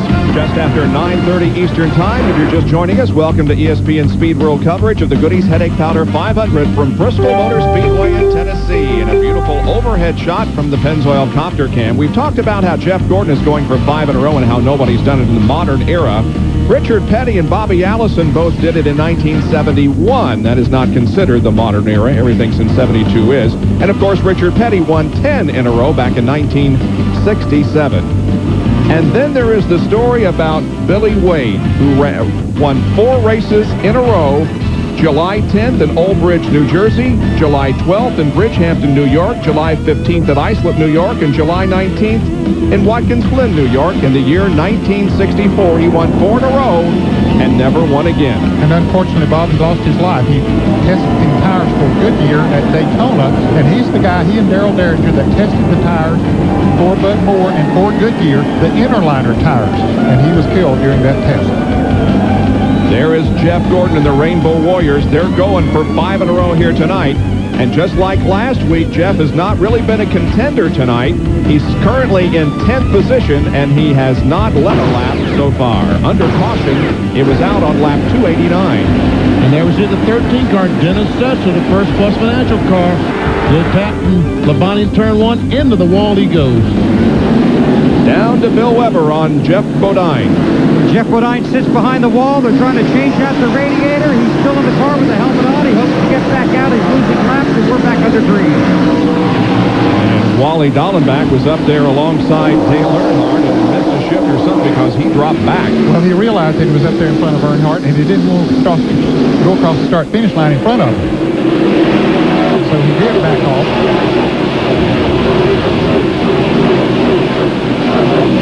Dale Earnhardt is out front at Bristol. Boy, we used to say that a lot. We haven't recently, but it's good that Dale is back out front here at Bristol. He's being pursued, however, by Bobby Labonte, and the interval is shrinking. Man, Jeremy Mayfield, and that interval is shrinking as well. The distance between second and third is inches. Here comes Jeremy. Oh, he's got a good car tonight.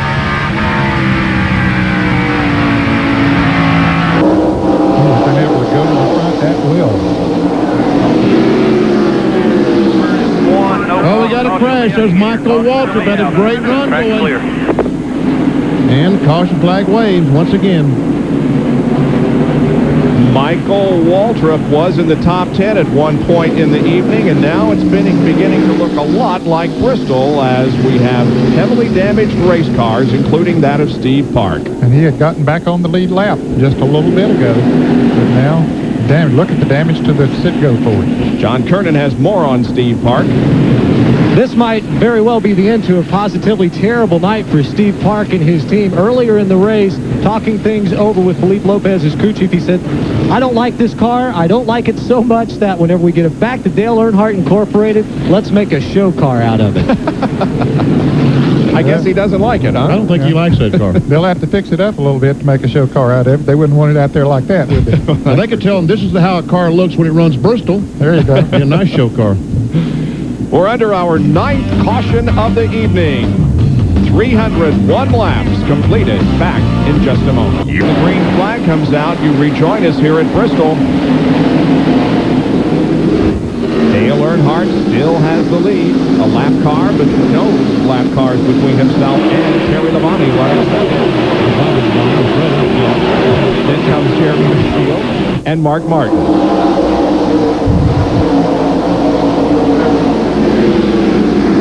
And there we see Mark Martin on the inside of the lap car of Sterling Marlin. Said, let me go up here and race with these guys. And Sterling did exactly what Wally Dallenbach did there a moment ago. Earnhardt was very slow taking off, and Sterling jumped out, and then he had to put the brakes on almost to not beat him to the start-finish line. So that let a lot of cars pass him.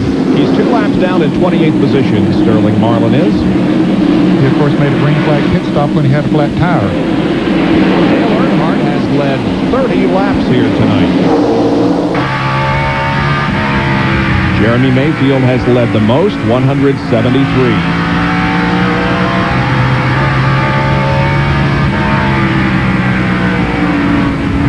Mayfield taking a look at Bobby Labonte. Jeff Gordon is back in 10th spot, folks, as he tries to work his way back after that pit stop.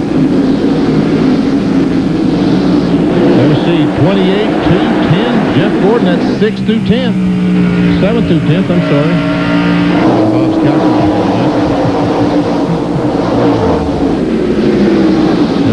and there goes a 6 car by Jeremy, moves him into 3rd spot.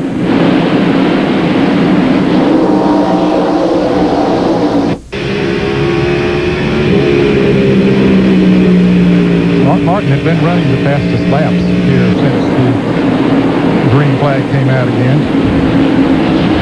Still is. And now Bobby Labonte trying to get the lead from Dale Earnhardt. He's on the high side of the racetrack. Not often do you see him pass for the lead on the high side. But now Earnhardt's tires are older than those cars that are passing him right now. And Bobby Labonte takes the lead for the first time this evening. You see Mark Martin going by Earnhardt on the outside, or trying to, I should say. Becomes our 7th leader so far tonight. averaging only about 84 miles an hour because of the 9 caution flags that we have had for 62 laps. John has more on their hunt.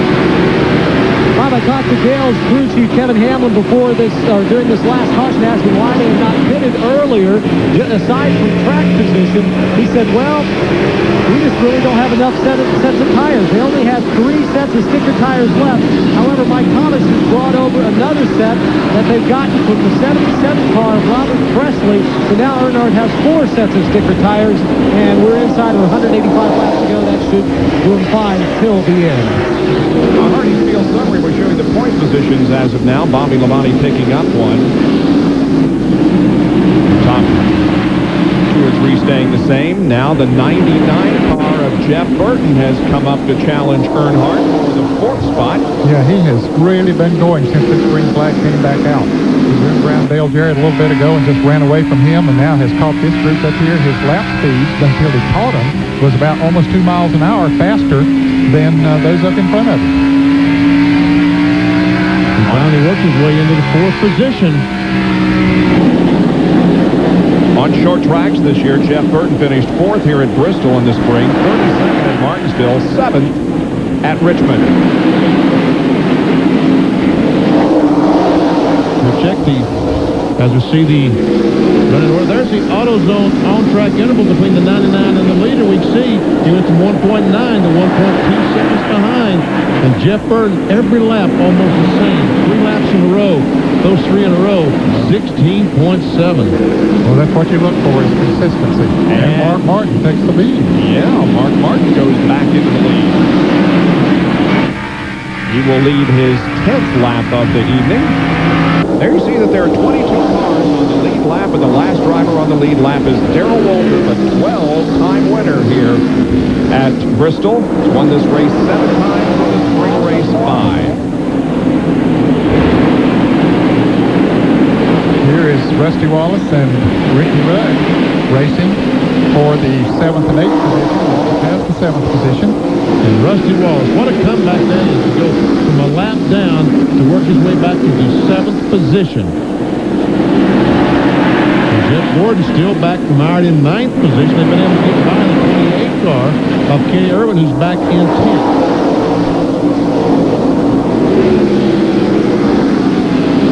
The lap leaders there, Mayfield. Wow, 73 laps. And look at Jeff Burton just whizzed around the 12 car of Jeremy Mayfield.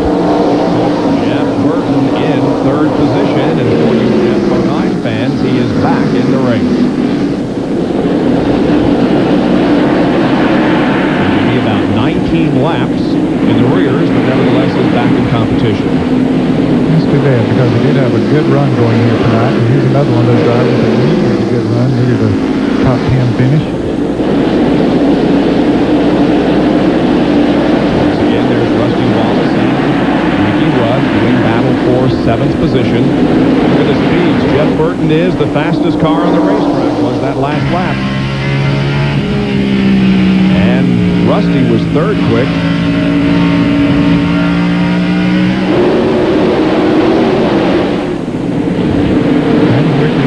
Almost because he's staying right with Rusty. There he was, the 3rd fastest that time. And he's taking a look on the inside of Rusty. Has a position. Yep. That puts Ricky Rudd up into 7th position. These great overhead shots are from the Pennzoil Copter Cam. High over Bristol Motor Speedway. And there's the interval back from the 7th place car. And back to 3rd and 4th. Mayfield has retaken that position. Yeah, I think Burton got a little high down turns 1 and 2. More from Bill Weber. Well, I'd like to tell you that these guys pulled off some magic on their last pit stop, or that they found something. But in reality, the last time Burton stopped, they put on 4 tires and fuel. They just say their car keeps getting better and better lap after lap. I won't argue with that. Jeremy Mayfield's car is under slouch either, because he's able to maintain that pace that Burton set in and passed him back. Yep.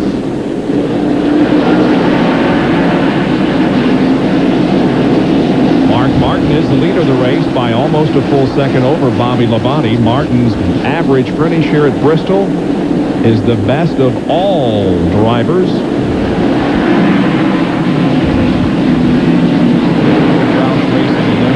Tonight. First, fourth, 17th, 26th, and 36th. Gordon Shepard in his battered Chevrolet.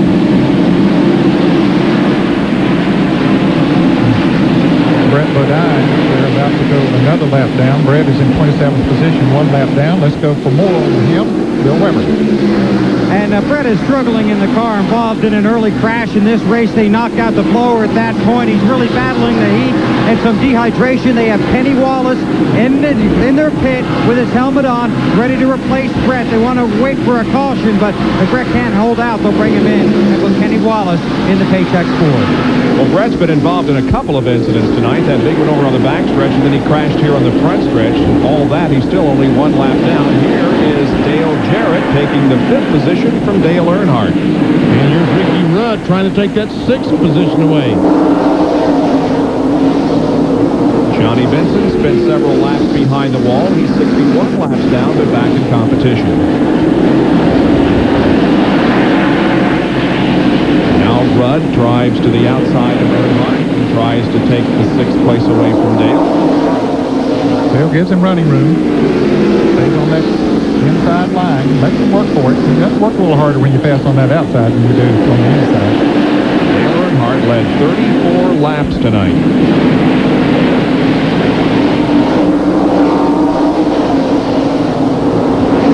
Rusty Wallace. He's about in 7th position.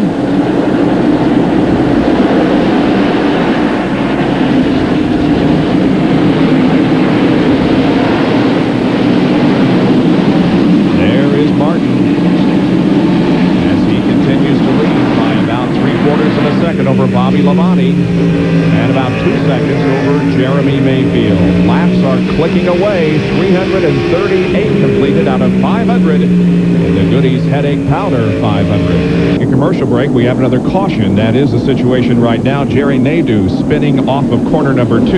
Don't think he hit anything, but look at the pit activity now that is about to begin. Well, they could make it from here on, I think, as far as gas is concerned. 154 laps to go once they come across the start-finish line this time. Down to Jerry Punch. They have not made a single change in Mark Martin's car the past 3 pit stops. His only complaint, the car a little bit tight in the middle of the corner. Let's check in with Jeff Gordon, down with Bill Weber. Well, Gordon has told Ray Evernham the car is awful, very, very loose. They dropped both rear tires 1 pound. They made a chassis adjustment on the right side. Left rear is going on. Windshield is clean. Gordon is away. Another good stop. Earnhardt's on pit road. John. Here on the backstretch, Dale Earnhardt, who had led for a while, got track position, but then his older tires started to show. He started falling back, I believe, back to 7th or 8th. They're going to make a chassis adjustment in the left rear of that car. The 4 tires going on down to the lake. Great pit stop for Earnhardt. King Irwin Jr. is on. He's got 4 tires, and also there's the air pressure adjustment to the left rear tire of Kenny Irwin.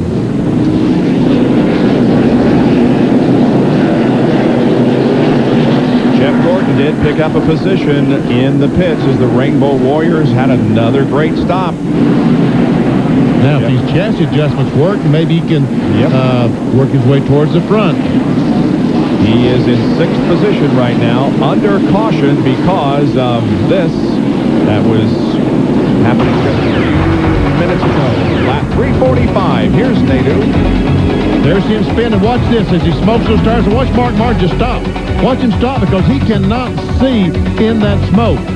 Jerry Nadeau did a 360. Watch him just spins those tires. Goes around. Look, how would you see through that? Look, you can't even see the cars in that. No wonder they all stop. Big smoke screen up. Jerry didn't hit anything, kept going, but it certainly did create a smoke screen for those following. Looks like he just got down into the 2nd corner and lost it. Look at all the smoke. I mean, that's really amazing how the visibility is just totally obscured. All right, watch Martin.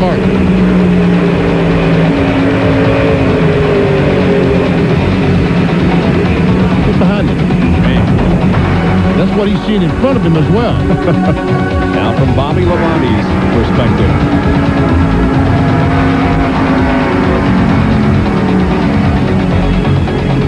luckily nothing was there when Labonte went to smoke. There is Nadu, who was the spinner over there in turn number 2. Didn't hit anything that time. 9 laps down in 30th position, Jerry is. Take a look at a pit summary. Mark Martin stayed the same, so did Bobby Labonte. Mayfield lost a position. Burton gained 1, and Jeff Gordon gained 3. Yeah, came from 9th to 6th. Earnhardt was one of the cars he was able to pass because Dale was pitting on the backstretch. He passed Dale Jarrett for another one. And Ricky Rudd. Rudd, exactly. Green flag, green flag. They're going the Thorn-Apple Valley Ford out on the inside, just lapped a couple of laps before the caution flag came out.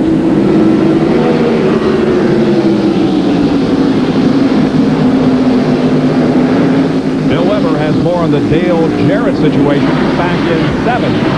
Bob, he continues to be tight. So Todd Parrott said on that stop, they decided to really free it up. They made a track bar adjustment and an air pressure adjustment. They can go to the finish. They won't need fuel. The question will be handling for Dale Jarrett. Well, looks like he made some good adjustments because he's passed Jeff Gordon up in 6th now.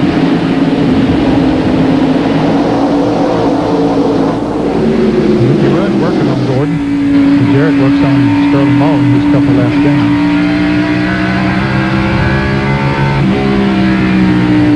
Jarrett takes a look to the inside.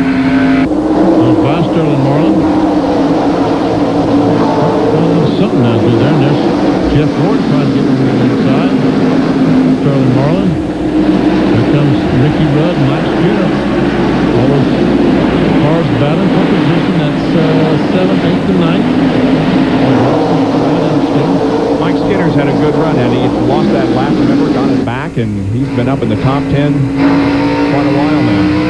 Here's a Bud Race recap. Mark Martin, your leader, has led 45 of the first 355 laps, 12 lead changes, 10 caution periods totaling 67 laps, and the average speed just under 85. Here are your lap leaders. Jeremy Mayfield has led the most, but has not gotten the 5 bonus points for leading the most laps. Not yet. About 9 laps, he will be able to get those. They're the drivers that are off the track, whose cars are being worked on.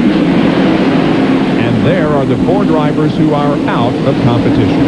And there you saw Jeremy Mayfield go by Jeff Burton and take over that 3rd spot.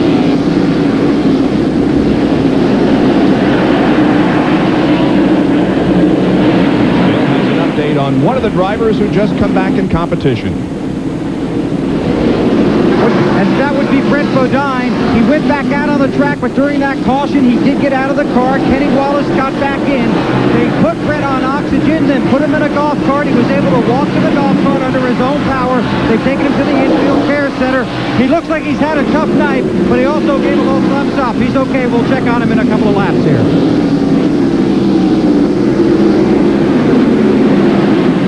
About 3/4 of a second between the leader, Mark Martin, and second place, Bobby Labonte. It's about 10, 12 car lengths. Well, we see the 3rd and 4th place cars. Here comes Jarrett and Gordon. We saw Jarrett pass Jeff Gordon a little bit ago, but he's not even been able to drive away. And Jarrett, of course, is very much in contention for the championship and would like to have Jeff in his rearview mirror the rest of the race. He is 3rd in points coming in, but as I told you earlier in the evening, the battle, the 3-way battle for the championship in NASCAR Winston Cup competition this year is closer than last year. That's the way things stand right now. Jeff Gordon had a problem, wrecked in last year's race. Dale Jarrett won the race, so he gained a lot of points in that one, so we might not be able to say that next week. There you see Jarrett was 280 behind at this point in 97 and 233 behind this year, but down there on the bottom you see that Jarrett gained 266 points on Gordon after Michigan last year. And Mark Martin only gained 70, and that wouldn't be quite enough to win the title, but the bottom line is, guys, the battle for the championship is far from over. Oh, yeah. There's too many races left to see.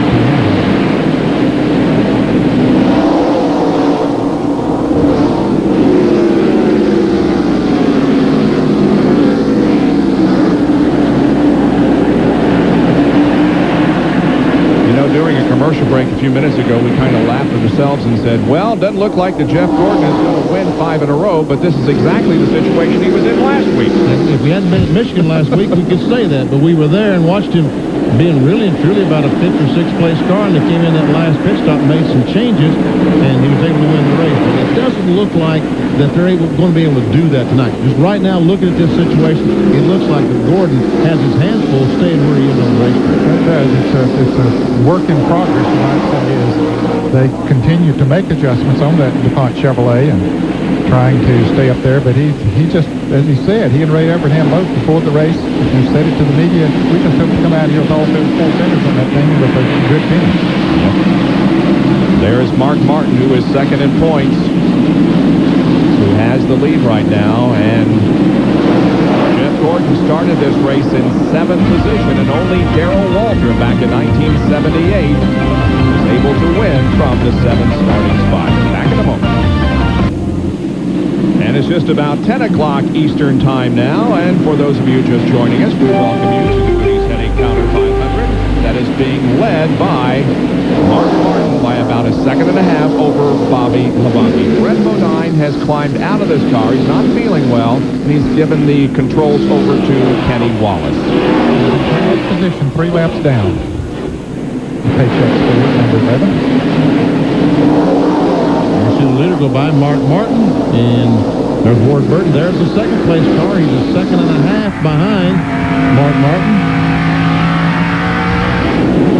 Well carved Jeremy Mayfield right behind him.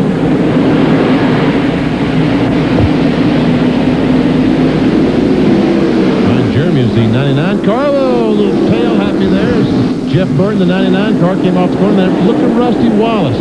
After all he's been through tonight, he's now battling back for the 4th position with Jeff Burton. That's Rusty in the 2 car, and it's not really a battle. And there we go. Rusty up into 4th. He was a lap down earlier in the evening and got it back, and he's very much in contention. Check the speeds at the line, see who's the fastest out there. Because he was involved in a battle with Burton. It is, let's see, 23 maybe? Ted Musgrave had the good time. How about that? Well, this time it might change. No, in traffic. No. There's that time. He's not in traffic.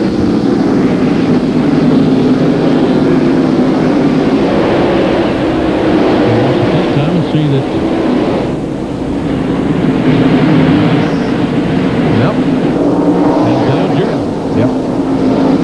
Ted Musgrave was the second time out of the 3 laps we've watched, had the fastest time. But again, Musgrave is on the racetrack totally by himself, not having to worry about any traffic whatsoever. In 10th position.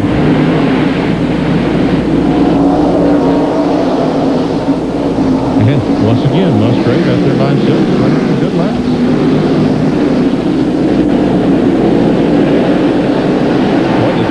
On that last lap was Bobby Hamilton, who's back in 19th spot on the lead lap. Oh, and we see that Jeremy Mayfield has been able to get by Bobby Labonte and take over that 2nd spot.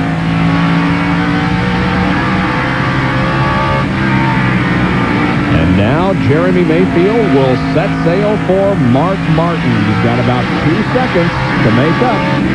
And Labonte has troubles with Rusty Wallace right on his back bumper, and there goes Rusty. And Labonte's car all of a sudden is slow. I believe when another car gets right on his back bumper, Benny, it makes it loose. Here comes Burton down on the inside. He's going to make the pass as well. So drop Bobby all the way back to 5th. Second, just a couple of laps ago, now back to 5th spot.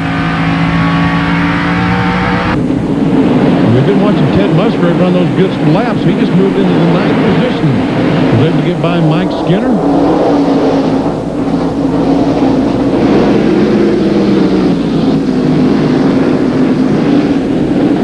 Chad Little, the 97 car there, is 2 laps down in 25th spot.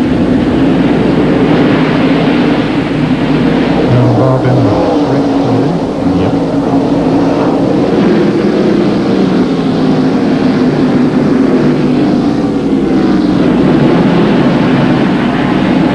appear to be two fairly evenly matched cars, the 2 and the 99, Rusty Wallace and Jeff Burton. Napa Field summary shows you the manufacturers battle, which is tightening up. There's the Ford leaderboard, and there are 5 Fords in the top 6. The first Chevrolet is Jeff Gordon, who's running back in 8th position. The other car in the top 5 is the Pontiac of Bobby Labonte. Gordon's about 7.5 seconds behind Mark Martin.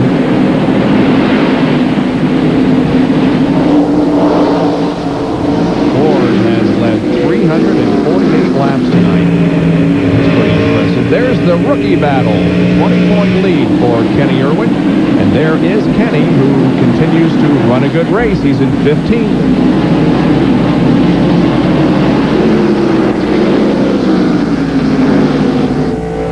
We're on board with Bill Elliott.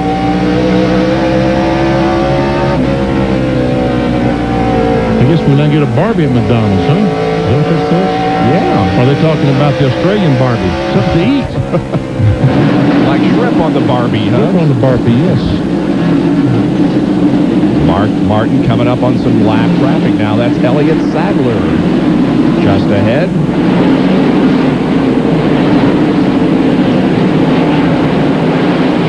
Gordon go by. Ted Musgrave closing in, and there's Mike Skinner. There's a 10th place car. And a spin over in turn number 3. Wally Dollar. Got a spin right in front of him. Back her down, stay at the bottom, all the way to the bottom, all the way to the bottom.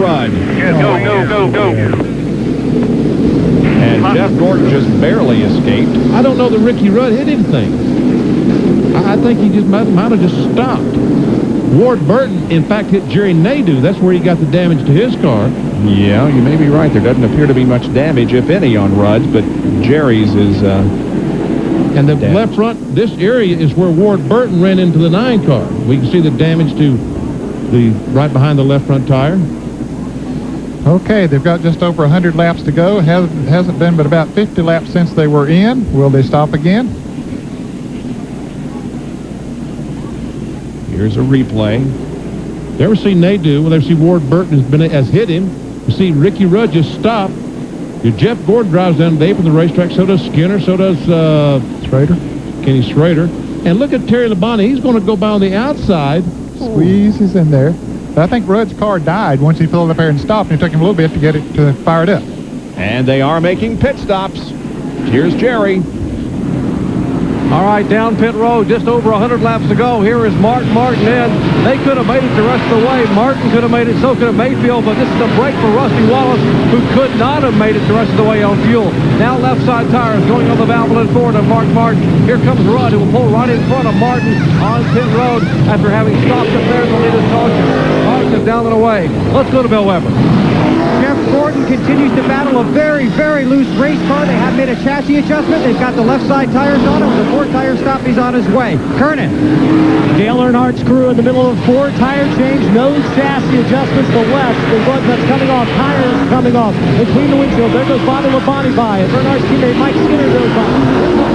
Now Earnhardt coming out. He'll beat Ernie Irvin out the 28 car to come around the bike out, or around the wedge out of the left rear. And the 18 car will be coming back in on the front stretch. Yeah, he came out in 6th on these cars on this side. Bill Weber. And they're going to lift the hood pins, and they're going to lift the hood and look at Bobby Labonte's underneath the hood. It's not an engine problem. Looks like they're looking for some suspension problems.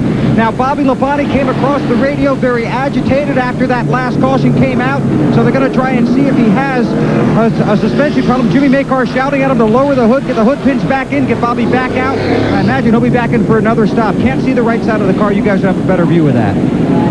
Well, it could be that they wanted to make a real major chassis adjustment. You can make a bigger chassis adjustment on the front springs than you can on the rear springs. And maybe they raised it to either take a rubber out or to make a big adjustment on one of the front springs. That's just speculation, but if something could have happened. See Bobby Labonte going by all these cars, catching up with the field.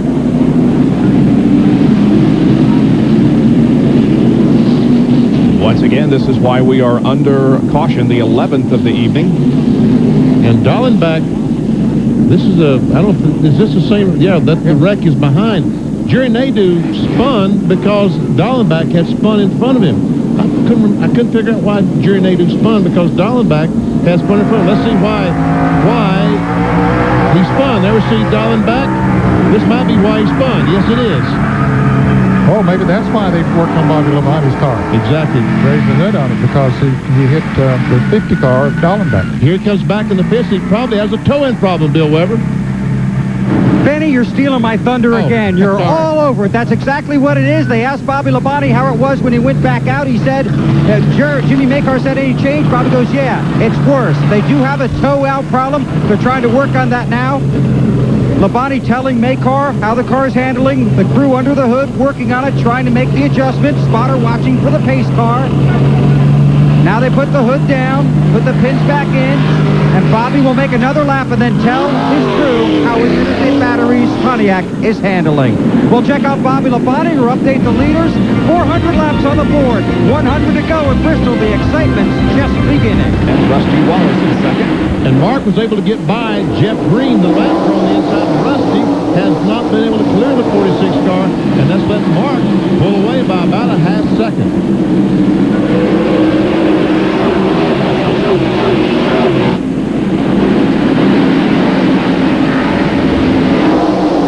Third and fourth place car, Jeff Burton, the 99 Excite car. The 12, the Mobile 1 car, Jeremy Mayfield.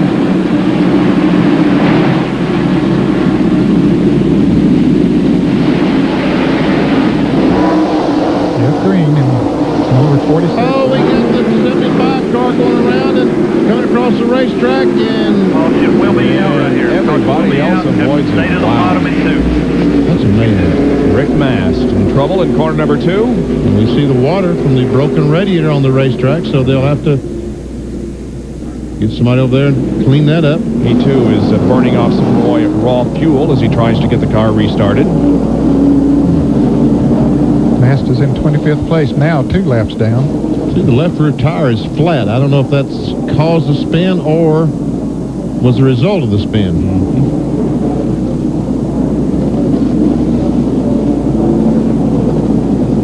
That looks like a Bristol car, doesn't it? Man. We went so long without a caution, and now we've had several here in a row. It's the 12th of the evening. Tell you bad news. You got what you got. You just go out and work that son of a bitch around and get the boat out of it. Good run for him. Well, Bob, it has been a seesaw night for the Lowe's driver, Mike Skinner. He started on the outside of the front row, and the car was so loose when they dropped the green flag, he couldn't drive it. He got a lap down very quickly, went all the way back to 40th position. They came in and kept sawing on it. Larry McReynolds made a major change. 5 rounds of wedge in the car to tighten it up. Skinner now has come back in to loosen it up. He is all the way up to the 6th place. What a run for Mike Skinner. Let's check in with Bill Weber. Bobby Labonte leads pit road. They continue to work on the toe-out problem. He has 4 straight top 10 finishes. He was racing for the win. Right now they know they're racing for points. 90 laps to go here at Bristol. It's Mark Martin leading Wallace, Burton, Mayfield, and Jarrett. We'll be right back.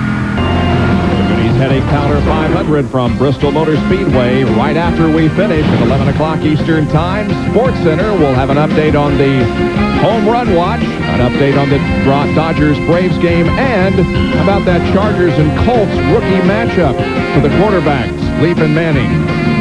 That's 11 o'clock tonight on Sports Center. Breaking news here from Bill. Why has Jeff Gordon won 4 straight races? Because his team is very good, and sometimes they're very lucky. This is why his car was awful loose when he called it in. This is the right rear tire. It was going down. You can see right here, this tire has been cut. So they got a good caution, they got in, and they got that off, and that's when they found it out. So they're good, they have great pit stops, they got a good driver, a smart crew chief, and sometimes they're lucky. He's still back in 7th position, though, and that is exactly where he started this race. That time Rusty Wallace was able to clear the 46 car of Jeff Green, and he's come up to race with Mark Martin for the victory. He is working on him. Trying to make the back end of Mark's Ford loose as he goes into the corner. Taking the nose of his Ford right up under it.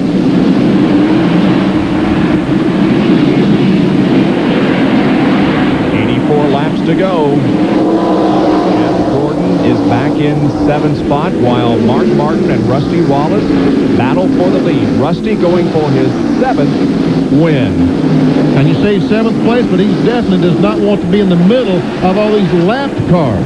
There's the 11 car, the lap car in front of him. There's the 40 car, lap car on the inside. And there goes the 92 car by. It's Elliott Sadler. Here comes Earnhardt. This is for position. Boy, this is a place that you can really get in trouble if you aren't careful. And he is being careful. Earnhardt just took the position away. You can see how worried Ray Evernham is. He's shaking his head. Bobby Labonte just went a lap down. He came out of the pits late, and his car is not up to full strength now. Too bad. He had a good car and a good run going. Got to be nervous time for Ray Evernham. He's now back to 8th. Ken Schrader and Ricky Rudd are right behind him. And Terry Labonte was awfully high down in 3 and 4. Looks like I don't know if he's back up speed. I guess he is back up speed now. All those cars you see there battling for position. 18 a lap down, as we just said.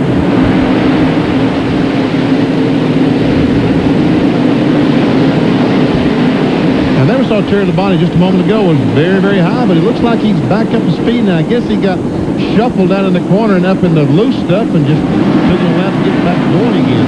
He's in 16th position, Terry Labonte is now. As we watch this battle between Earnhardt and Gordon, 7th and 8th. And Rudd is right there, too. And Gordon is knocking on Earnhardt's door. And Earnhardt's going and said, okay, go by on the outside, Rudd. Says, okay, if you're going to leave the outside open like that, I'll go by on the outside. Just, oh, I didn't need that to happen.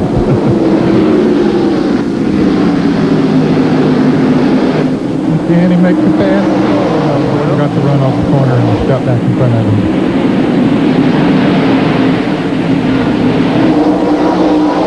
Jeff Gordon get everything back under control and catch Dale Earnhardt again, and this time maybe he'll take that outside move when it's offered to him.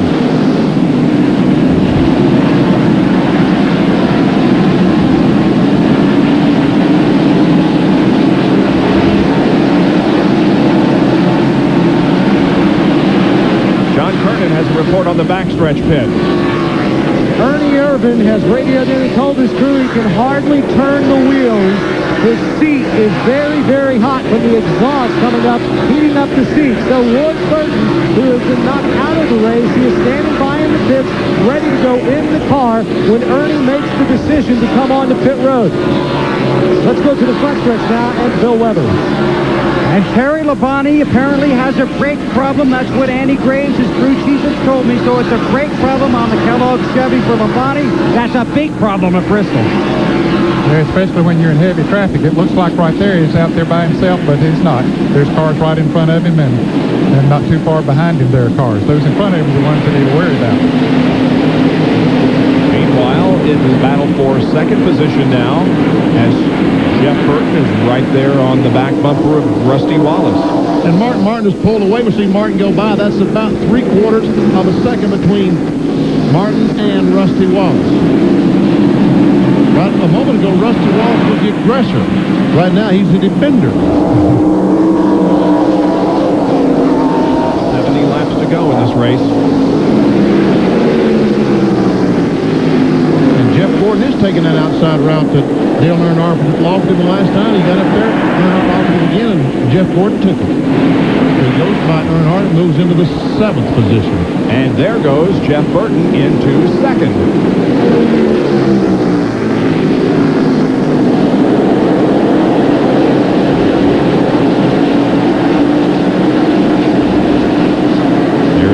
And now Ricky Rudd and Dale Earnhardt are battling for position. That is the 8th spot. So is Gordon catching up to the leader, VP? When we check the AutoZone on-track interval, we'll see. You see that he started at 6.9 seconds behind. He ended at 7.5. But in those 5 laps, he was battling with Earnhardt. So we'll let it go a couple laps. He's got clean racetrack, and we'll check it again.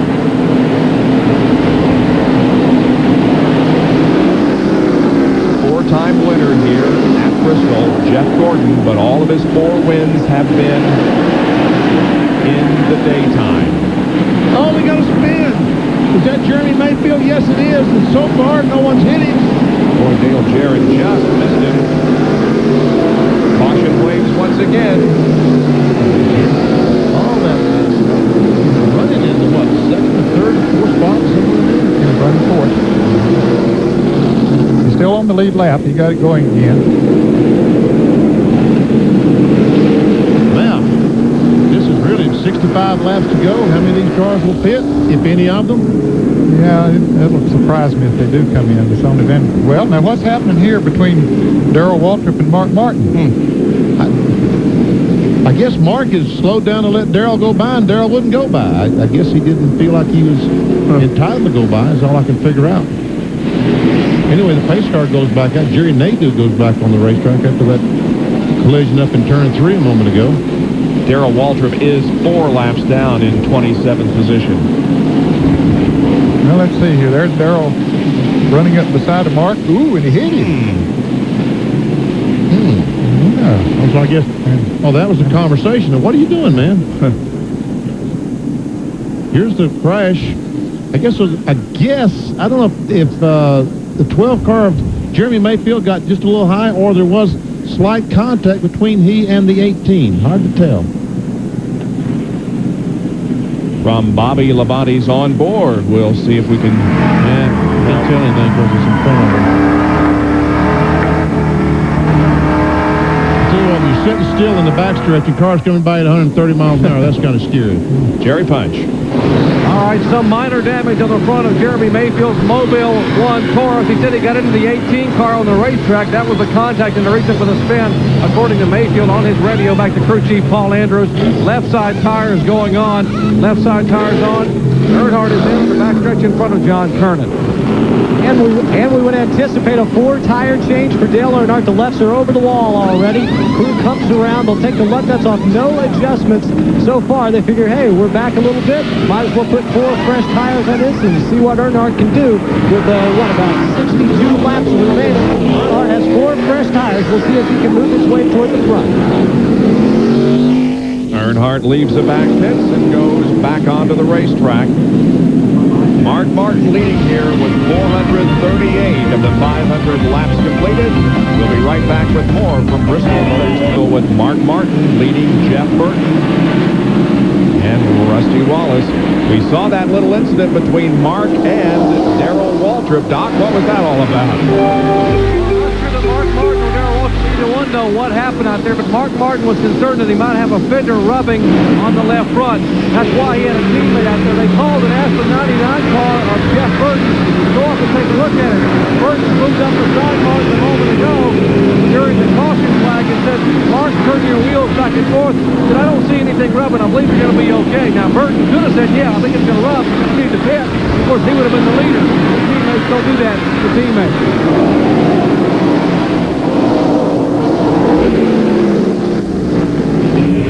Battle up front on a half-second interval. And here is the battle for 9th. Jeremy Mayfield passing Kenny Irwin. He put those 4 tires on after he spun out, so he's going to be in better shape than most of those cars that were in front of him. So he's making a move, Jeremy Mayfield is. And there's Kevin LePage trying to look on the inside of the 28 car. Here's Earnhardt. Here's Ted Musgrave. All those cars battling for position. Let's see. That's 10th, 11th, 12th, 13th. And Musgrave trying to go on the outside of Earnhardt. Good run for Kevin LePage. Near the top 10.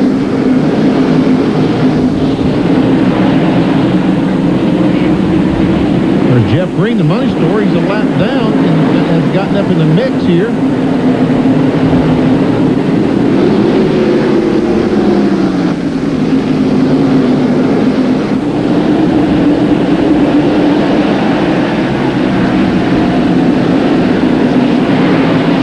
He came in and put on 4 tires that time, the 46 car did, so just got him a little racy there. See Musgrave going back by the 46 car.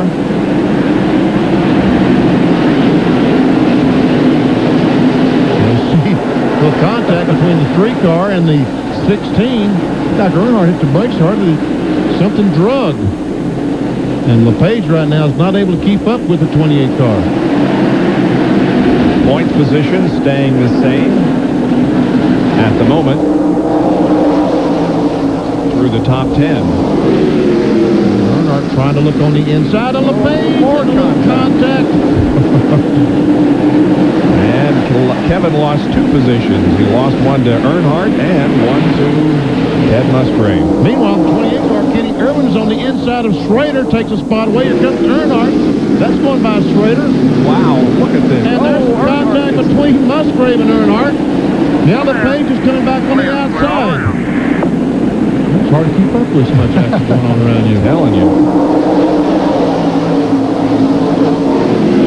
They are racing.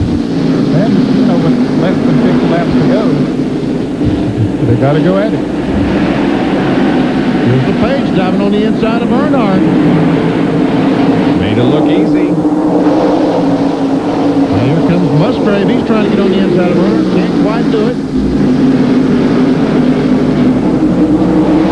Kenny Irwin, who was leading that line of traffic, is back in 9th position. Wow, good run. Here is Martin. And now it's about a 2/3 of a second lead over Jeff Burton. We'll be right back to Bristol. Goody's headache powder 500 from Bristol Motor Speedway. The Penfoil Copter Cam providing this overhead shot of the 140,000 spectators who gathered here tonight to see this race, in which Jeff Gordon could win 5 in a row. It doesn't appear as if he's going to. He is running in 6th position right now, 5 3/4 seconds back, but let's not count him out yet. He can do amazing things in closing laps. Mark Martin is the leader of the race. There is Jeff. Right ahead of him is the 5th place car of Mike Skinner. He's been gradually closing in on Skinner. Now has caught him. He lost about 10 car lengths behind him, and now he's on the win. Masco hot zone telemetry here on Skinner's car.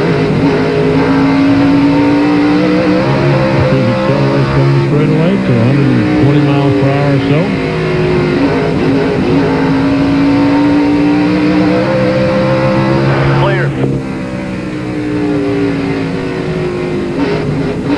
On your back, on your back, on your back. On your back is right, on your back is right. Musgrave coming into the pits. An unscheduled pit stop for him. He drops out of the top 15.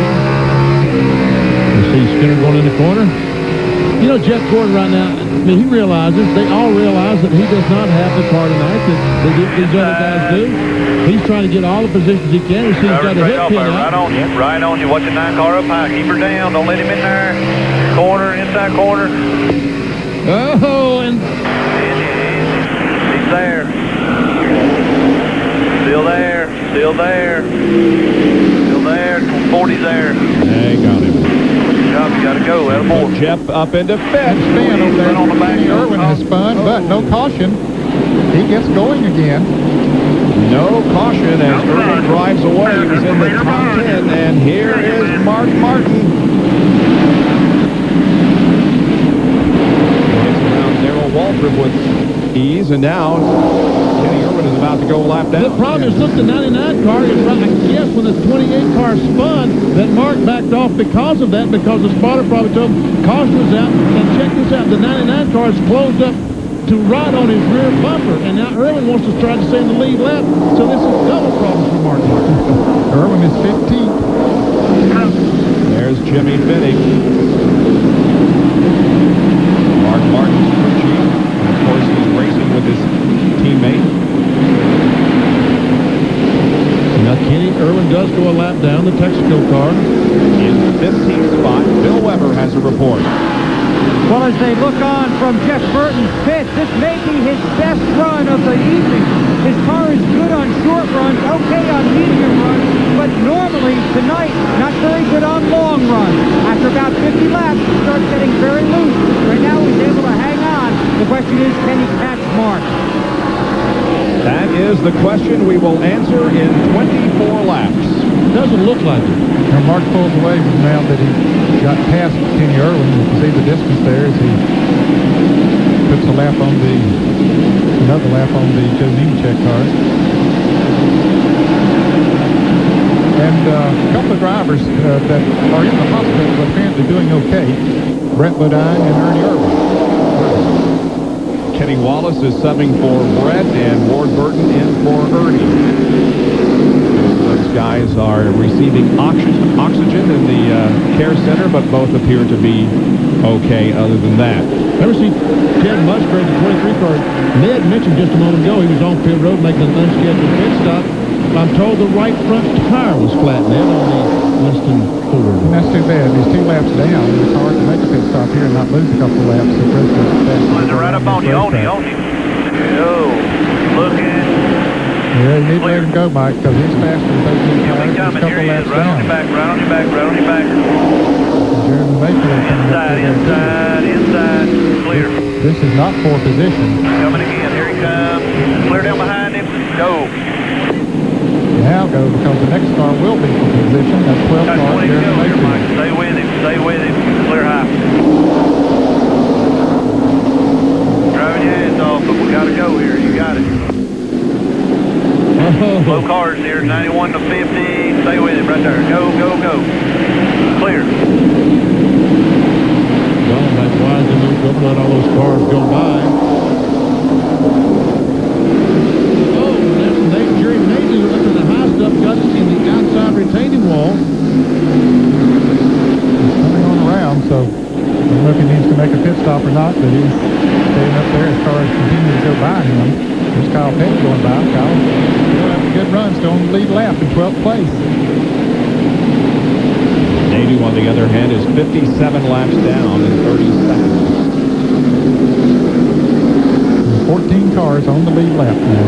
Jerry Labonte is one of them. We saw him. We talked about him having some brake problems. He was able to been able to stay on the lead lap. There comes the leader. And by Bill Elliott. Puts Elliott now 2 laps down. 19th position. There it is. 31 and 12 got a great battle down the backstretch. Battle for the 6th position. Jeremy has pressure tires, and Mike. Go, man. About 2 back. Keep digging, partner. Come on. And here's Earnhardt back there as well. Boy, Dale has looked like the Earnhardt of old. 3 cars coming in behind you. 2 back. Earnhardt up to 7th.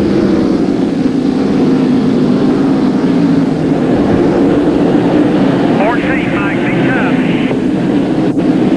14 laps to go, they're telling him. Hang tough. Run as hard as you can. Come on, baby. 34 laps tonight. Here's 10th and 11th now, the 16th of LePage and Bobby Hamilton.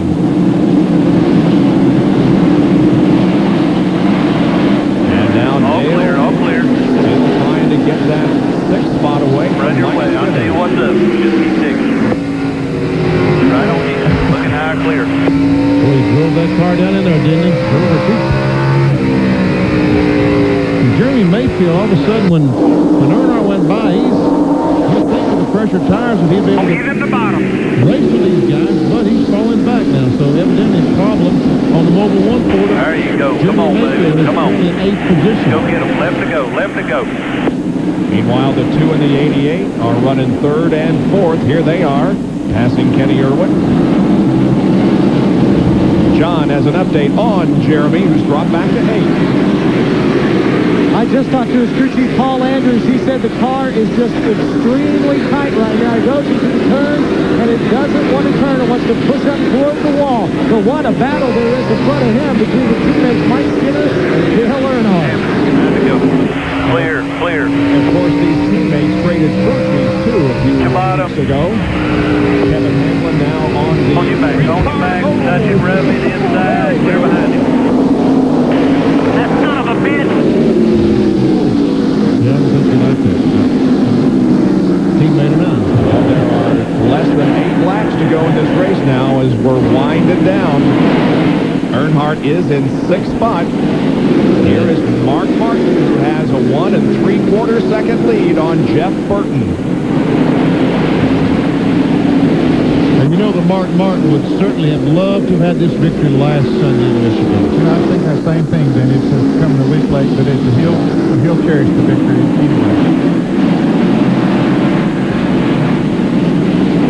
Gordon finished second to Jeff Gordon for several races here, and Mark Martin finishing second to Jeff Gordon on several occasions and losing points tonight. If things continue to go well, he'll be gaining some points on Jeff. Not many, but a few. Right. It's been a while since anyone gained any points on Jeff Gordon. Let's see. Jeff Gordon currently running in 5th position, and no other cars around him. And Mark Martin will pick up the 5 bonus points for leading the most laps. Really? Yep. 185 and counting. Jeff Gordon has not led. Right. That's 7 leaders. 3 laps to go for Mark Martin. There's second place Jeff Burton.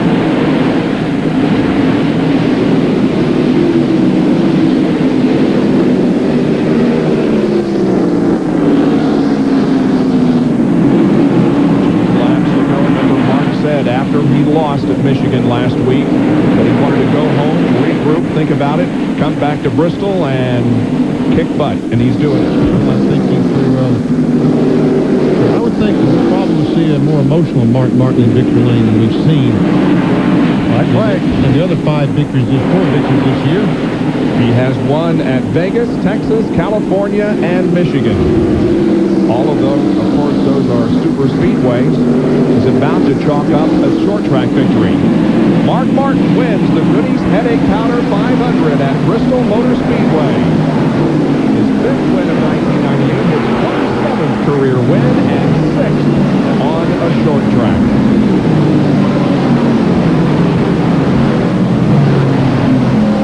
Jeff Gordon has a moral victory by finishing in 5th position tonight, but he does not win the 5th race in a row. So the string continues. No driver in the modern era has won 5 in a row. Mark Martin wins here tonight. Back in a moment. He has won the Goody's Headache Powder 500.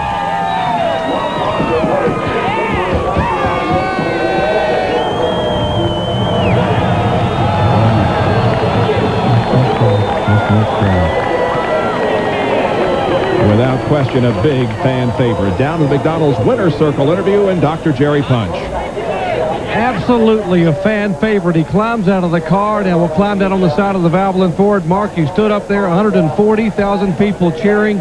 Before we talk about the race tonight, I want to talk about the week. A week ago, you drove your heart out. You wanted it in the worst way. You said you were going to go home and come back and kick tail. You did tonight. Yeah, we did. I'm pretty out of breath here. I want to thank the race fans. Their sympathy and support, love, and love for the sport and love for our family has meant everything. I cried last week because I didn't get to dedicate a win to my dad and Shelly and Sarah. This one's for them, and he'd have been proud of this one tonight. It's an awful good run, and I want to thank this race team, Valvoline, Cummins, Bugle, Bosch, Ford Taurus, and Goodyear for their support. And I don't know if we're in the running for this championship or not, but I tell you what, we got the best race team on the circuit, whether we win it or not, and I'm proud. I'm proud to be with them. All right. Mark Martin, emotional victory lane, Bob. And, of course, you know how much he wanted it last week, and the crew said there were tears all week long. He wanted to be back in victory lane, and indeed he is tonight. Nothing else needs be said. Mark Martin wins tonight here at Bristol in a very hard-fought race. Back in a moment. Laps led, the 5 extra bonus points. He led 189 of the 500 laps. 13 cars were on the lead lap at its conclusion. There were 7 different leaders and 14 lead changes. We had 13 caution periods for 86 laps. 8 cars were out of the race when the 500 laps were complete, and the average speed was just under 87 miles an hour. We'll be back in just a moment to look at, among other things, points, but at the top of the hour, you'll get caught up in all the baseball and pro football news on SportsCenter. That's at 11 o'clock Eastern Time. Play going on here, saluting the winner of tonight's race, Mark Martin. Here are the points And Mark gained 30 on Jeff, and Jarrett gained 10, and Rusty Wallace gained 15. So the points battle is tightening up. However, everybody in the top 10 stayed the same as far as positions are concerned. Tell you what, if Mark Hart's exhausted, they're all tired, Ned. Well, they drove their hearts out, and it's on a warm night here at Bristol. It's a great show and a lot of action. And we will come back to Bristol Motor Speedway as this beautiful fireworks display continues. We'll come back with our final thoughts in just a moment. Mark Martin wins here at Bristol, Tennessee. Are still going off here at Bristol. Mark Martin wins his 5th race of 1998 here tonight. Well, the next fireworks as far as a Winston Cup race here on ESPN, that'll be at Darlington, the Pepsi Southern 500. Our coverage begins with Bud Pole qualifying on Friday at 3 o'clock Eastern Time. That's Friday, September 4th. Then at 4 o'clock on Saturday the 5th, the Duraloop 200 for the NASCAR Busch Series. Happy hour at 9 o'clock on Saturday, September the 5th. And then on Sunday the 6th, RPM today at noon Eastern Time. NASCAR today at 12:30. The Pepsi Southern 500 will be at 1 o'clock Eastern Time here on ESPN, and that is a No Bull 5 race. Yes, Jeff Gordon and 4 other drivers a chance to pick up $1 million bonus if they can win the race in Darlington. Coming up next on SportsCenter, a complete wrap-up on the home run watch. The Dodgers against the Braves, and the Chargers and the Colts going at it. A matchup of the rookie quarterbacks. Our congratulations tonight to Mark Martin, who won here at Bristol Motor Speedway, beating Jeff Burton by 2.19 seconds. It is Rusty Wallace finishing 3rd, Dale Jarrett 4th, and Jeff Gordon finishing in the 5th position. So we'll see you at Darlington in a couple of weeks. For John Kernan, Jerry Punch, Bill Weber, Ned Jarrett, and Benny Parsons, I'm Bob Jenkins. This has been a presentation of ESPN, the worldwide leader in sports.